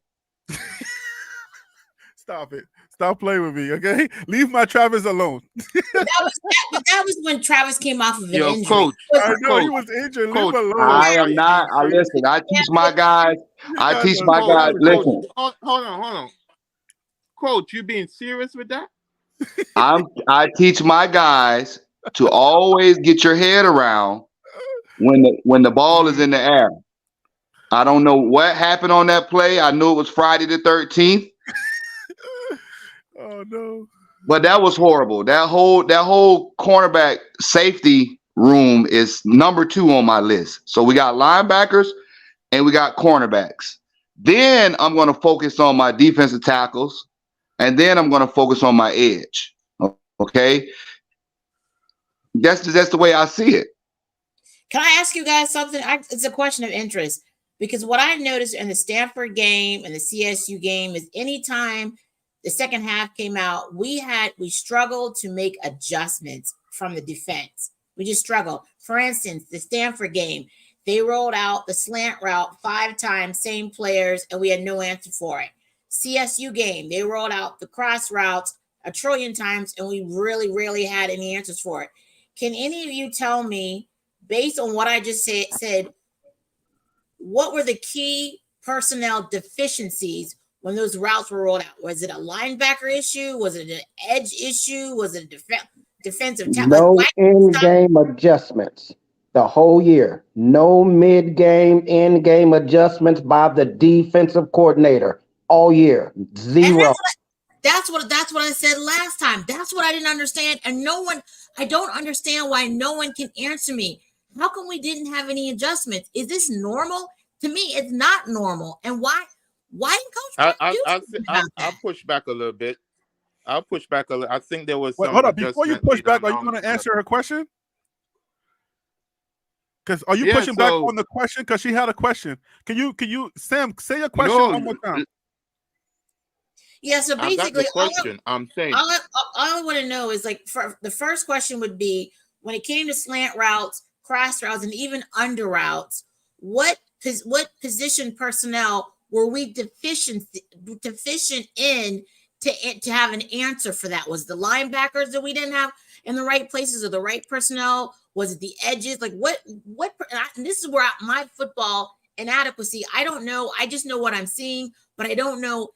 Can't explain, like, why isn't this not working? And then, of course, obviously the overlay, the big thing is why did Kelly not have an answer for? Why were we not making adjustments? Anybody can answer that. So I think that I'm gonna give the overall. I'm gonna do the position. I'm gonna give the overall. Overall, can Coach you do that Kelly in 30 seconds? I bet you can. No, overall, Coach Kelly was phenomenal with recruiting. That's why he was a part of the other programs. He was great in secondary. As far as the play calling, who did he bring on that was so great? That's why I think he got fired. He didn't live up to the recruiting prowess. But you just said he was great. You just said he was great. You just said he was a great recruiter. Who did he bring on that was so great? Listen what I'm saying. Great coach, Harry, a great recruiter. Harry, don't do that. His acumen was not being a coach. Let me finish, bro. His acumen wasn't known for coaching. Actually coaching the line. He was known for bringing in recruits and the person going in the home for recruits. We're talking about keeping it all the way a buck. So who did he recruit? That is what I'm saying. There were some players that they lost on the last tip that he wasn't able to close the deal on. So I think that counted against him, right? But apart from that, we're talking about his resume. His resume said that. What I'm trying to say, him as a play caller, he was not a proficient play caller nowhere in his history of football. That's the point I'm making of that. As far as crossing routes, it's very difficult. I don't care who the superstar is to run crossing routes. The other issue was he was trying to run an Alabama-style defense with a bunch of portal guys. It is extremely difficult. That formation requires you to be efficient in the second year. So that means that style he implemented was designed for going into high school, bringing in players, and cycling them through the process of 2 years being ready to execute. That is very difficult to learn on the fly like that. So as far as the reason why I said tackle first, we need to have the first brace and the edges go around to get to the quarterback. What we did, the other part we had a problem in the middle is we have to remember Trevor Woods was a safety that we patched in the middle. He was not a linebacker, right? He was better at balls in the air versus on the ground running the ball. And what we didn't have was nobody in that whole secondary who was hunters, who were tracking at the man with the ball. So that's why I'm explaining those were the problems that we had. And it starts with the coach, which I'm going to say Coach Prime, because I learned that the other day. It starts with Coach Prime, then the DC not being able to implement the talent he has. He had a system, and he forced them in the system. He didn't necessarily have a system for the talent he has. That's why we saw no adjustments. Thank you. Let me just say this. This was excellent. I understood exactly what you said. You gave me a great visual. Finally, someone answered the doggone question. Okay, I had to get that out. Okay, but I still want to know who the heck is. And the other thing, he is Bo Jackson's uncle. Bo Nick's uncle. Bo Jackson or Bo Nix? Nix. From you talking about from Washington? Not Bo Nix. I mean from Oregon. Oregon.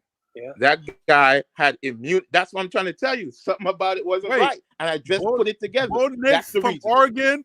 His uncle was Charles Kelly. Man, Charles Kelly hold him as a baby. Like his name, yo, bro. Look at it. Conspiracy. Yo, I didn't want to go there, but I'm feeling frisky today. Like, yo, he sold us out too. Wait. Kelly's he's a godfather or uncle? What are you talking about? I said uncle because in that community, the uncle and godfather is interchangeable. Are But they they were Italian? close like that. They were close like that, like facts. Okay. And it explained why we had zero response to Oregon, and we kept up with everybody else. I never said we was going to beat Oregon. You're changing the narrative. No. Oh my God, he's absolutely right. Check it out. This is what Charles Kelly said about Bo. I've known Bo since he was born. Oh my God. I basically watched him grow up. His dad and I are best friends. This is not good. Are you kidding me? What are y'all doing right now? I started a conspiracy. Yes, I made it. What are you doing right now? His dad is one of my best friends in the world. We coached on 3 different teams together. See, this is a conflict of interest. Really, guys? I was just playing. Are we doing this right now? I was just where is he going back? He's going back to the school where Patrick Nix was a quarterback, Auburn. Oh my God. What the heck is going on? This just came in like how Bill Cosby got. And you're right. Whoever just said that, Bo Nix's father, Patrick, was a quarterback at Auburn in the mid 1990s, and that's exactly where Coach Kelly is going back to. Conspiracy overload. But I will say I feel very proud of myself. I started a conspiracy. I've made it. Conspiracy overload. I don't know, but granted, it still doesn't take away the fact that that was just one game, and all the other games he didn't do very well. But wow. Yeah, conspiracy overload. But listen, did I miss anybody on the lineup? Did anybody get an opportunity to say what they needed to say on that lineup? Well, I didn't get to answer her question. I'm right here. I got something paused. Okay. Where I want y'all to see these linebacker drops, and I want you to see these cornerback drops. I'm gonna reverse my camera for y'all. All right, here we go. That's the cornerback. That's the cornerback right there. That's the receiver. That's the linebacker. That's the receiver. That's the safety. That's the corner. And that's the safety. Look how they out of position. Is that on coaching, or what are you saying? What is your narrative on this? That's got to do a lot with scheme and players. Scheme and players. But that's what I'm saying. The scheme that they was running, they didn't have the talent to run that scheme. But wait, let me coach. You are coach. Coach, you understand what I'm saying by that? Yes, I understand. I told you they recruited a lot of backups. So these guys haven't developed hold yet. on, Coach. You cut out the first part. Start over the statement. You cut out. So I said that Coach Prime recruited, as well as the position coaches, recruited a lot of backups. So these guys haven't got a lot of reps on the field, so they don't have a feel for how they're supposed to depth. They don't have in-game situation reps. So as the season went on, you've seen the defense got a little bit better. They didn't give up 48 points at the end of the year. They got a little better. The reps. That defense were playing. A lot of them guys were grad students and seniors. Though that defense wasn't necessarily. Not the back half. Not the back half. Okay, the front eight. Maybe you can say the front eight. A couple guys on the front eight, but not the back 5 or the 4. Those guys like Shiloh, we give him that, but we know Trevor Woods is a player from the 1-11 team, and you know how that ended up. And a lot of those guys made a lot of MAs on the field. You got to go watch those. Film over and over and over again. You can't look at the defensive line and the offensive line. You got to watch every position. You got to watch them thoroughly and what they did, how they played on the field, and then you'll get a synopsis of how you get a generalization of what happened to this team. You know, I can give you one incident. Omarion Cooper is from Fort Myers, and I'm very critical on him. Coach Prime chewed him out versus when Travis Hunter did something wrong, he didn't chew him out. So we had very high expectations for Omarion Cooper, but Omarion Cooper, with the bright lights on, he dropped the ball a couple times because he gave up a 80-yard run against Stanford because he slipped on the ground and the guy caught the quick slant and just took it to the house. So you got to watch lineups when you watch football. You got to watch hash marks.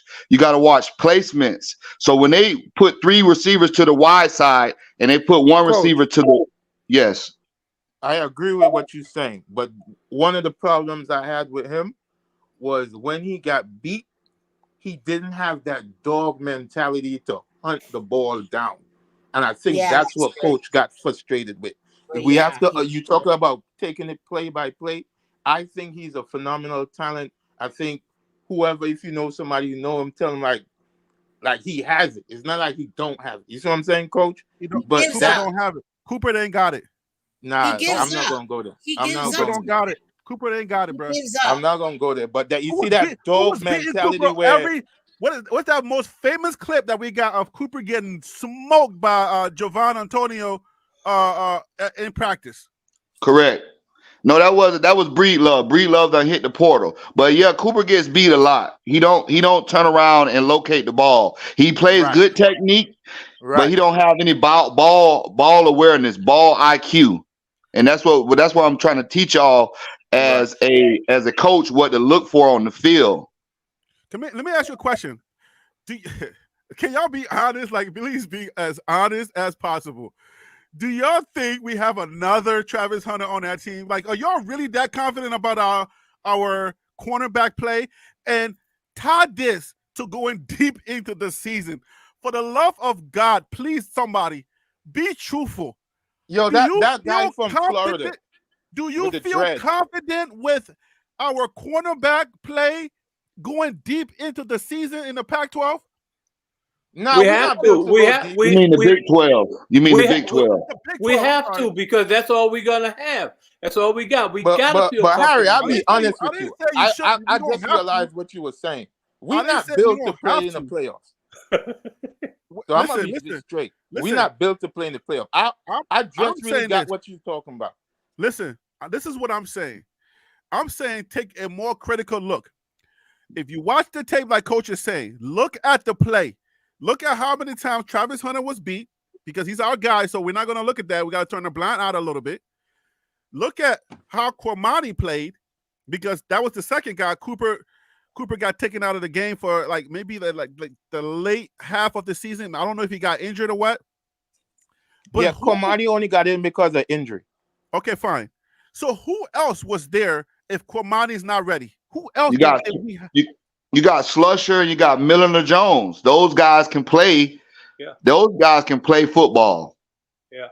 I blame the position coach on that one. So where were these people? Your position coach is got hurt. That put you in. Slusher got hurt. Slusher got hurt, right? And it is player by committee. They went with the first string, and they, like I told you earlier, they went down with the ship. So they didn't start changing up things to the platform like your platform, Harry B, and a couple more platforms went to calling for different players. But they was going to go with the guys they was going to go with, because you got to remember, these guys watch these guys every day in practice, so they see who's doing what.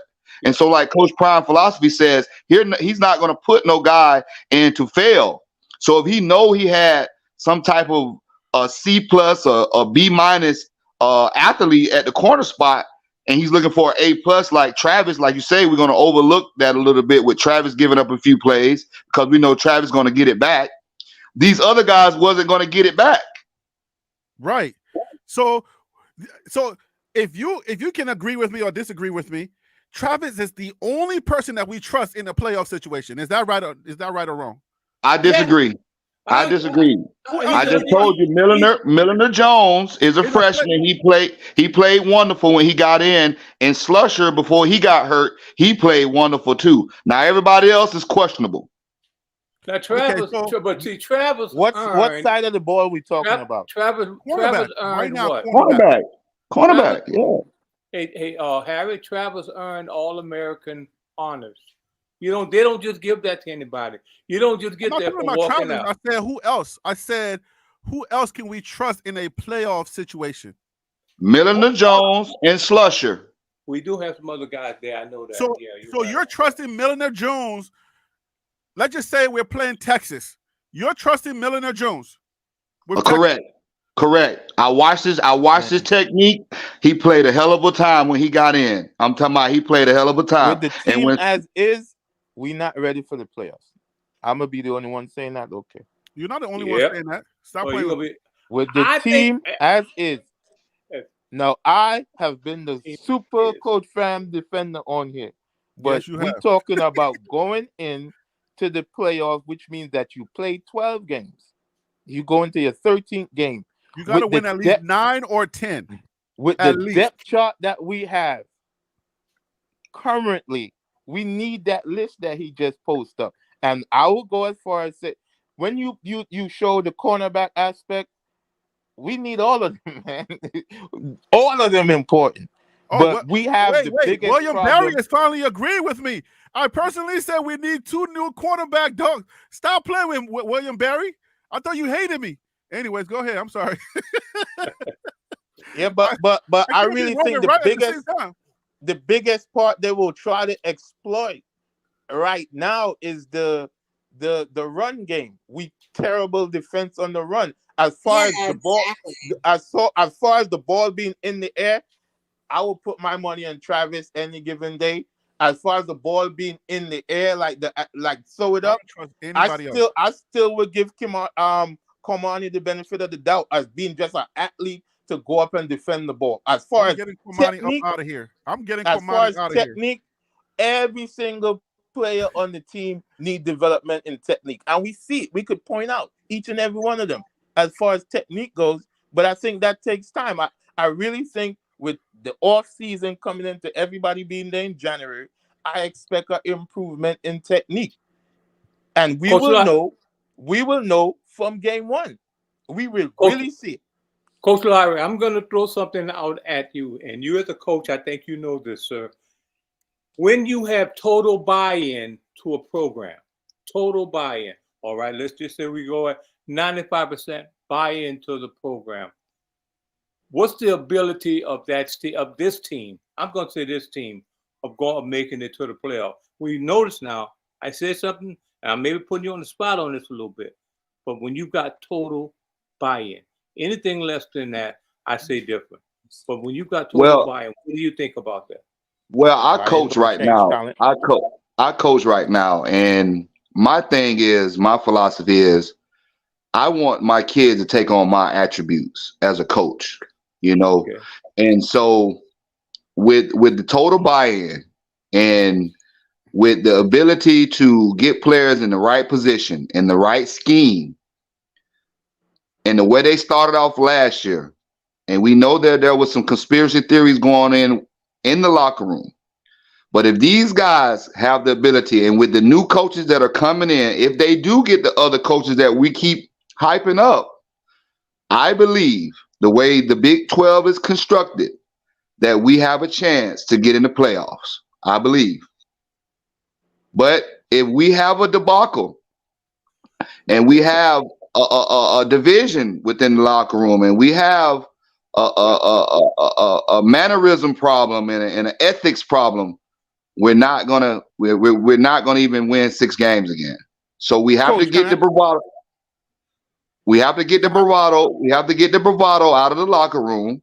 We have to keep the locker room sacred like it's always been.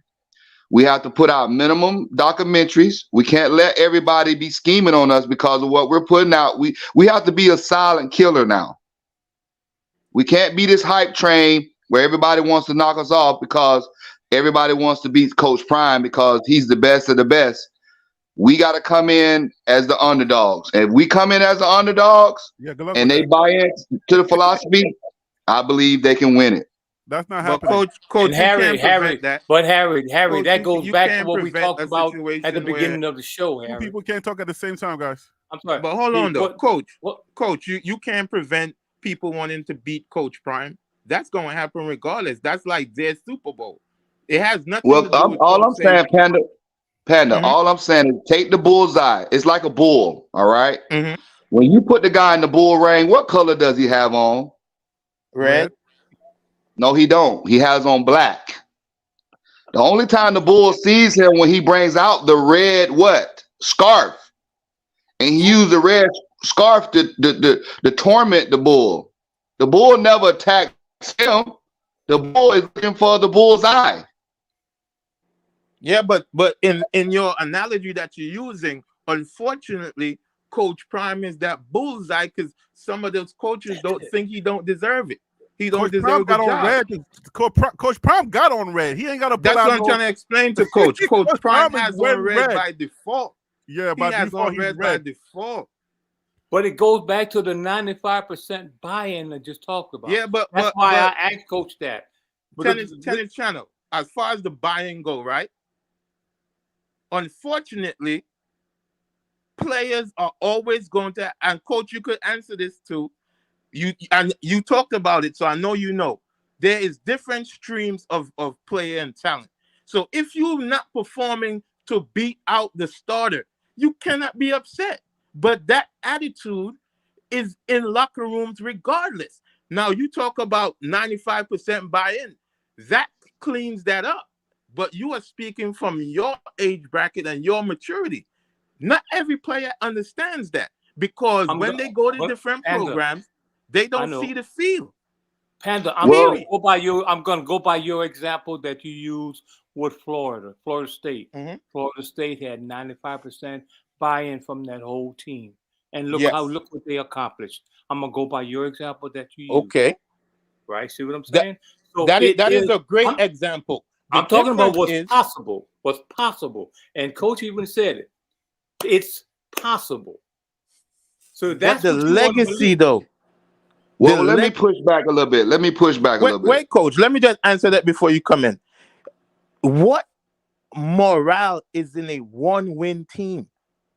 What morale is in a one-win team? The reason why I bring this up, Coach Saban says, if you have overachievers with people who are not at that same level, it's going to have friction in the locker room. And that's what we had. We had Coach Prime brought some talent, and some people felt like they shouldn't have played in front of them. But you cannot name any person that Coach Prime really considered Louis luggage to sit out. And people had a problem with that. They did not buy in because they felt like they were better. And we've seen in practice that there were none of them that could have took the starting job. We saw that. So as far as comparing it to Florida, Florida was not coming from a 1-11 team. But besides that, they still the blame goes to the Coach Kelly because he could have made way more adjustments. So I'm not even letting him off the hook at all. So you go ahead, Coach. Okay, I just want to push back. I want to bring up one hypothetical example as well as a factual example. Coach Loxley at the Maryland Terps gave a speech. All right, this is how you know when players and teams buy in, as well as the philosophy. I don't want to bring this up, but we have to embody the program. If there is a fight song, everyone needs to learn the fight song because that brings in camaraderie. If you go to Coach Loxley, if you go on Instagram and look at the Maryland Terps profile and all they reels and stories, you will see those guys singing that fight song and chanting that song with pride. Coach, you dropped out. Mm-hmm. You hear me? Coach, you're back, but you dropped out. Okay, if you go on Instagram and look at Maryland's reels and their stories, you will see that those players under Coach Loxley, which is an urban guy that's been enduring through a lot of the ups and downs at the Maryland Terps, and they won 3 bowl games straight. They've had guys on that team for 6 years, 5 years. They didn't transfer. They didn't move out. They didn't go anywhere. They didn't opt out to play the bowl game. And you watch them when they sang that fight song, that'll let you know what kind of team the Maryland Terps are. When was CU last winning? When was CU last winning team? Hold on, Panda. No. No, because you comparing it to history of winning. 2016, they won 10 and lost 2, and the coach that year was the coach of the year for the Pac-12. 2016. It wasn't a million years ago. So I think sometimes the comparison has to be a little bit based in reality. So let me say that. So when they were 11, when they were 1-11 and singing the fight song, they should have won more. Given your perspective you're trying to use, they should have done phenomenal because they were singing the fight song. Next problem is the athletic director should have the DJ pumping the crowd up with the Panda song. be going, Panda, you either gotta be all gotta be all or nothing. It's not like, it's not that you sing the fight song wins you game. I don't think that's what the idea is I was here. being No, that ain't facetious. what I'm saying at I all. That ain't was what being I'm saying. facetious. I know, I but was let me ask you being a question. facetious. Let me ask you a question. Do y'all think, and I don't want to spend too much time on this fight song situation, but do y'all think in today's environment of college football, with players with there being like free agency every year, do y'all think this is like that thing is even a possibility nowadays? Like, is it even possible to even bring that up as far as like, oh, if we built this camaraderie or we built this thing where you learn to fight song, the next year you're out of here. So what does that even bring up? Ron Tay, I want you to answer that because you just got back to the channel. What is fight song even a thing anymore with NIL and free agency and all of that? Ronte, you there? That part of it, yeah, I'm here.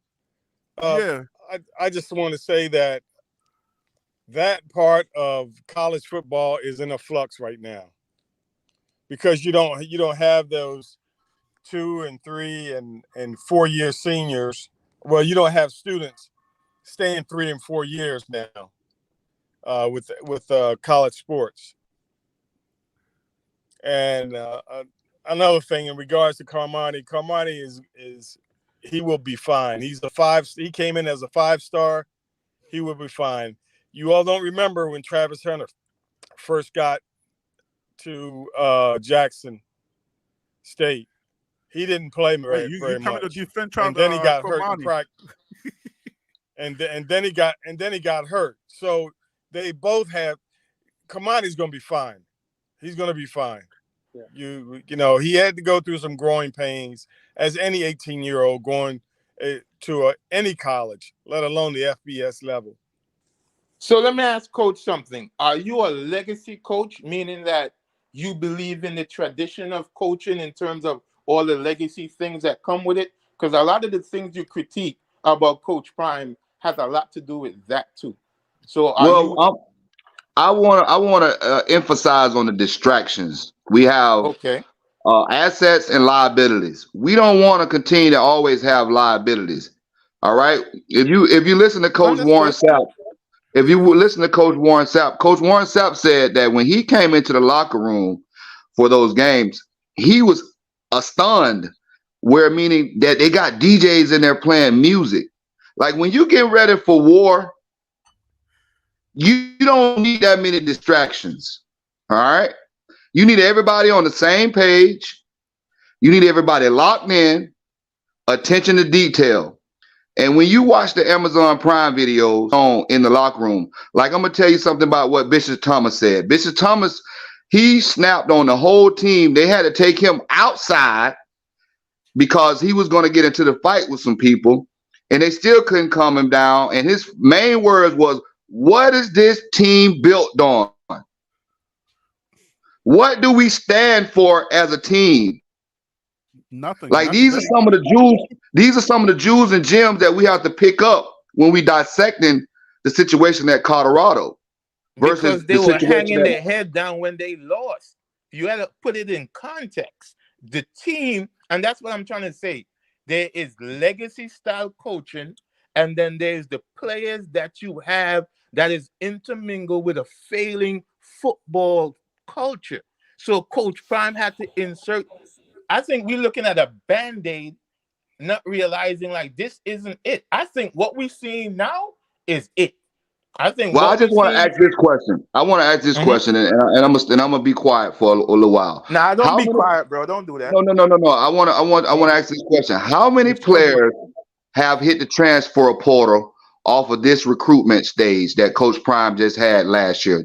I want to ask that question, and I want y'all to think about it. How many players from this last recruitment has hit the transfer portal this year? It's only been 7. some of the people we lost were seniors, so they were out of eligibility. So giving what you're using as the litmus as issues in the locker room, unfortunately, is only 7. We could talk about Florida, we could talk about Michigan, we could talk about bigger programs with And that's a good phenomenal sign. coaches. And that's a good sign, Panda. That means that the players are buying in. So we gotta take the Band-Aid off. Yeah. And we gotta amend the wounds. So we know that these players buying in because they haven't hit the transfer portal like every other collegiate team out there, and they're buying in. And he has a residual on his return. So if we can get these players to buy in and play to the ability that they have, we'll see a difference. That's all I want to say. That has always been my position. Let me say, because I've been listening to y'all. This is my thing. I'm going to go back to what that coach guy says. I think what is going to be really, really beneficial next year is if they really minimize the distractions, whether it's the DJs in the locker room, whether it's rappers coming out of the tunnel, whether it's floss of the jewelry, all that. You can laugh, you can say, oh, whatever. But even though it's been a long time since I've been on a team, like a sports team, there needs to be seriousness that you have to have when you are about to go to battle. Structure. It's called structure. Seriousness, structure, and discipline. And for me, and I will say this, and I'll put myself out here. I have ADHD, so I can't really. In order for me to concentrate, I have to be in silence. I have to be. I can't. You're not going to see the best play out of me when there's a lot of distraction around. That's just me. And I have a feeling that there are a lot of kids in that locker room that are the same thing. And there was a couple people that have gone to the games. And some of the comments that I've been reading about people were when they saw the warm-ups between Colorado Buffs and let's say some of our competitors, they said it was night and day in terms of preparation, the structure, just like you said, like we were just kind of like, chilling and laughing and yada, yada, yada. And then we got our butts kicked. And I think that has a lot to do with the culture. I think it's great that a bunch of our players are coming back. I'm excited. I still feel positive about what's going to happen next year. But I do want Coach Prime to tone some of the rhetoric and just kind of like the hype down. I just want them to be serious. I disagree. Hold on. Get the win and go on to the next game, because too much of a hype is distractions for people who are 18 and 19 years of age.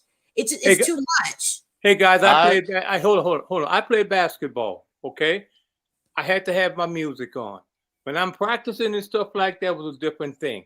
But when I got ready for a game, I needed my music. I needed something on my head because that got me into the flow of competition, into the flow of getting ready to go and kick somebody's butt. That's just me.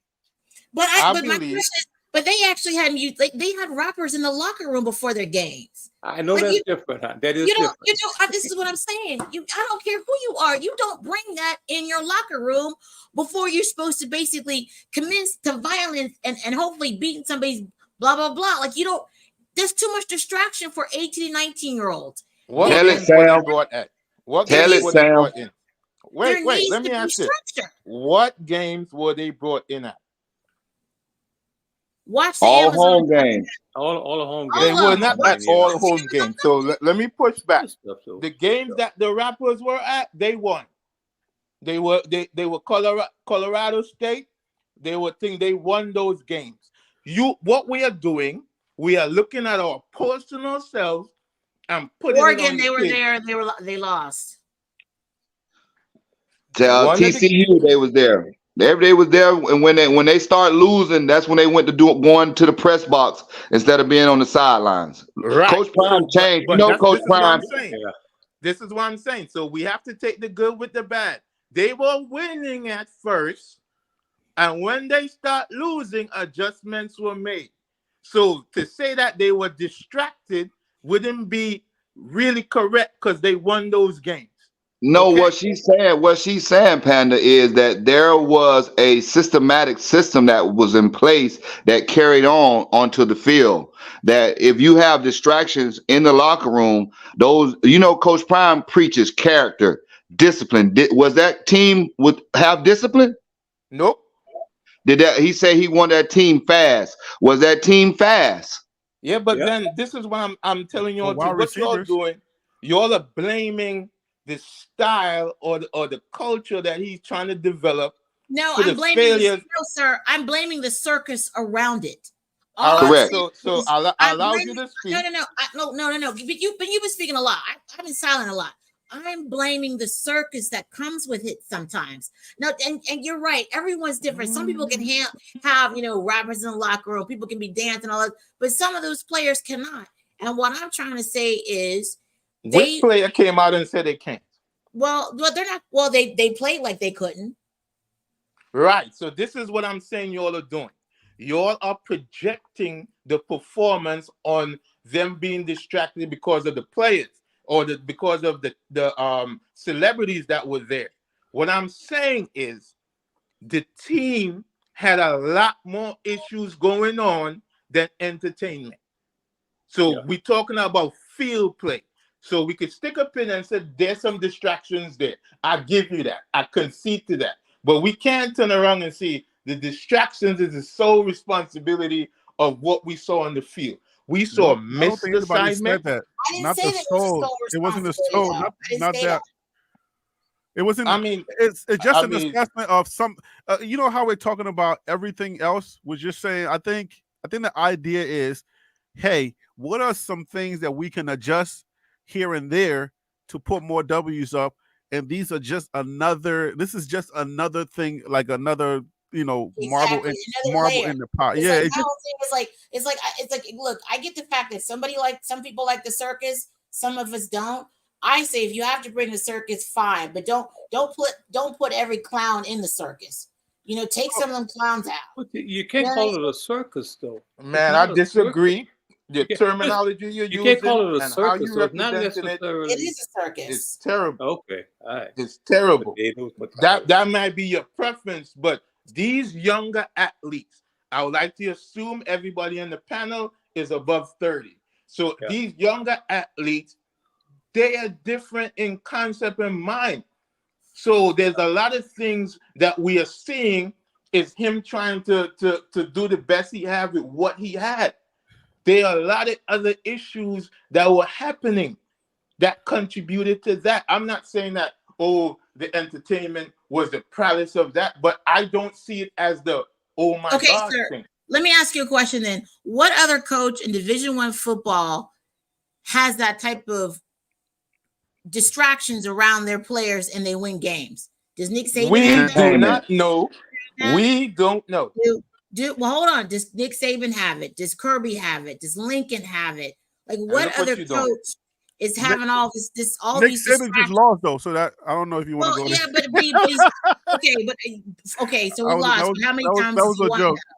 Yeah, but this is the thing though. The issue, like if this was such a winning strategy to have all these distractions around you, then why aren't other coaches doing the same thing?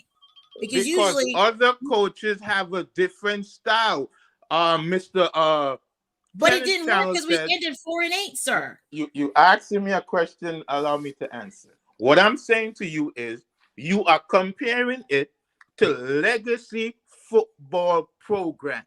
What's different now, the legacy structure that we have grown to love and seen the produce of does not exist anymore, or is not sustainable. So what we are looking at is a system of 40-40-20. And in that system, that's going to take us until next year to see it function.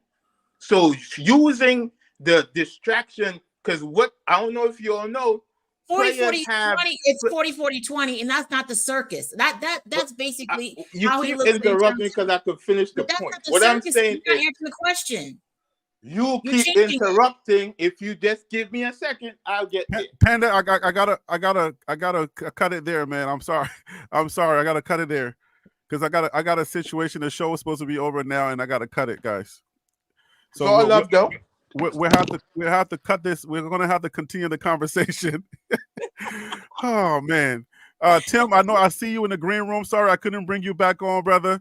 But yeah, when we start getting into this line of talk, then it kind of gets off because it's not that serious. I think it's just people's idea of what else could help.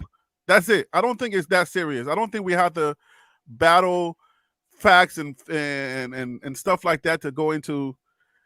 We don't have to deal too deep with this one. All right, this is just another thing. So, guys, hey panel, I thank you so much for coming on. You guys have a wonderful day. I will see you guys tomorrow. Thank you. All right, guys. See you, buddy. Take care. All right. Take care. Peace. Nice meeting you, Coach. Inshallah.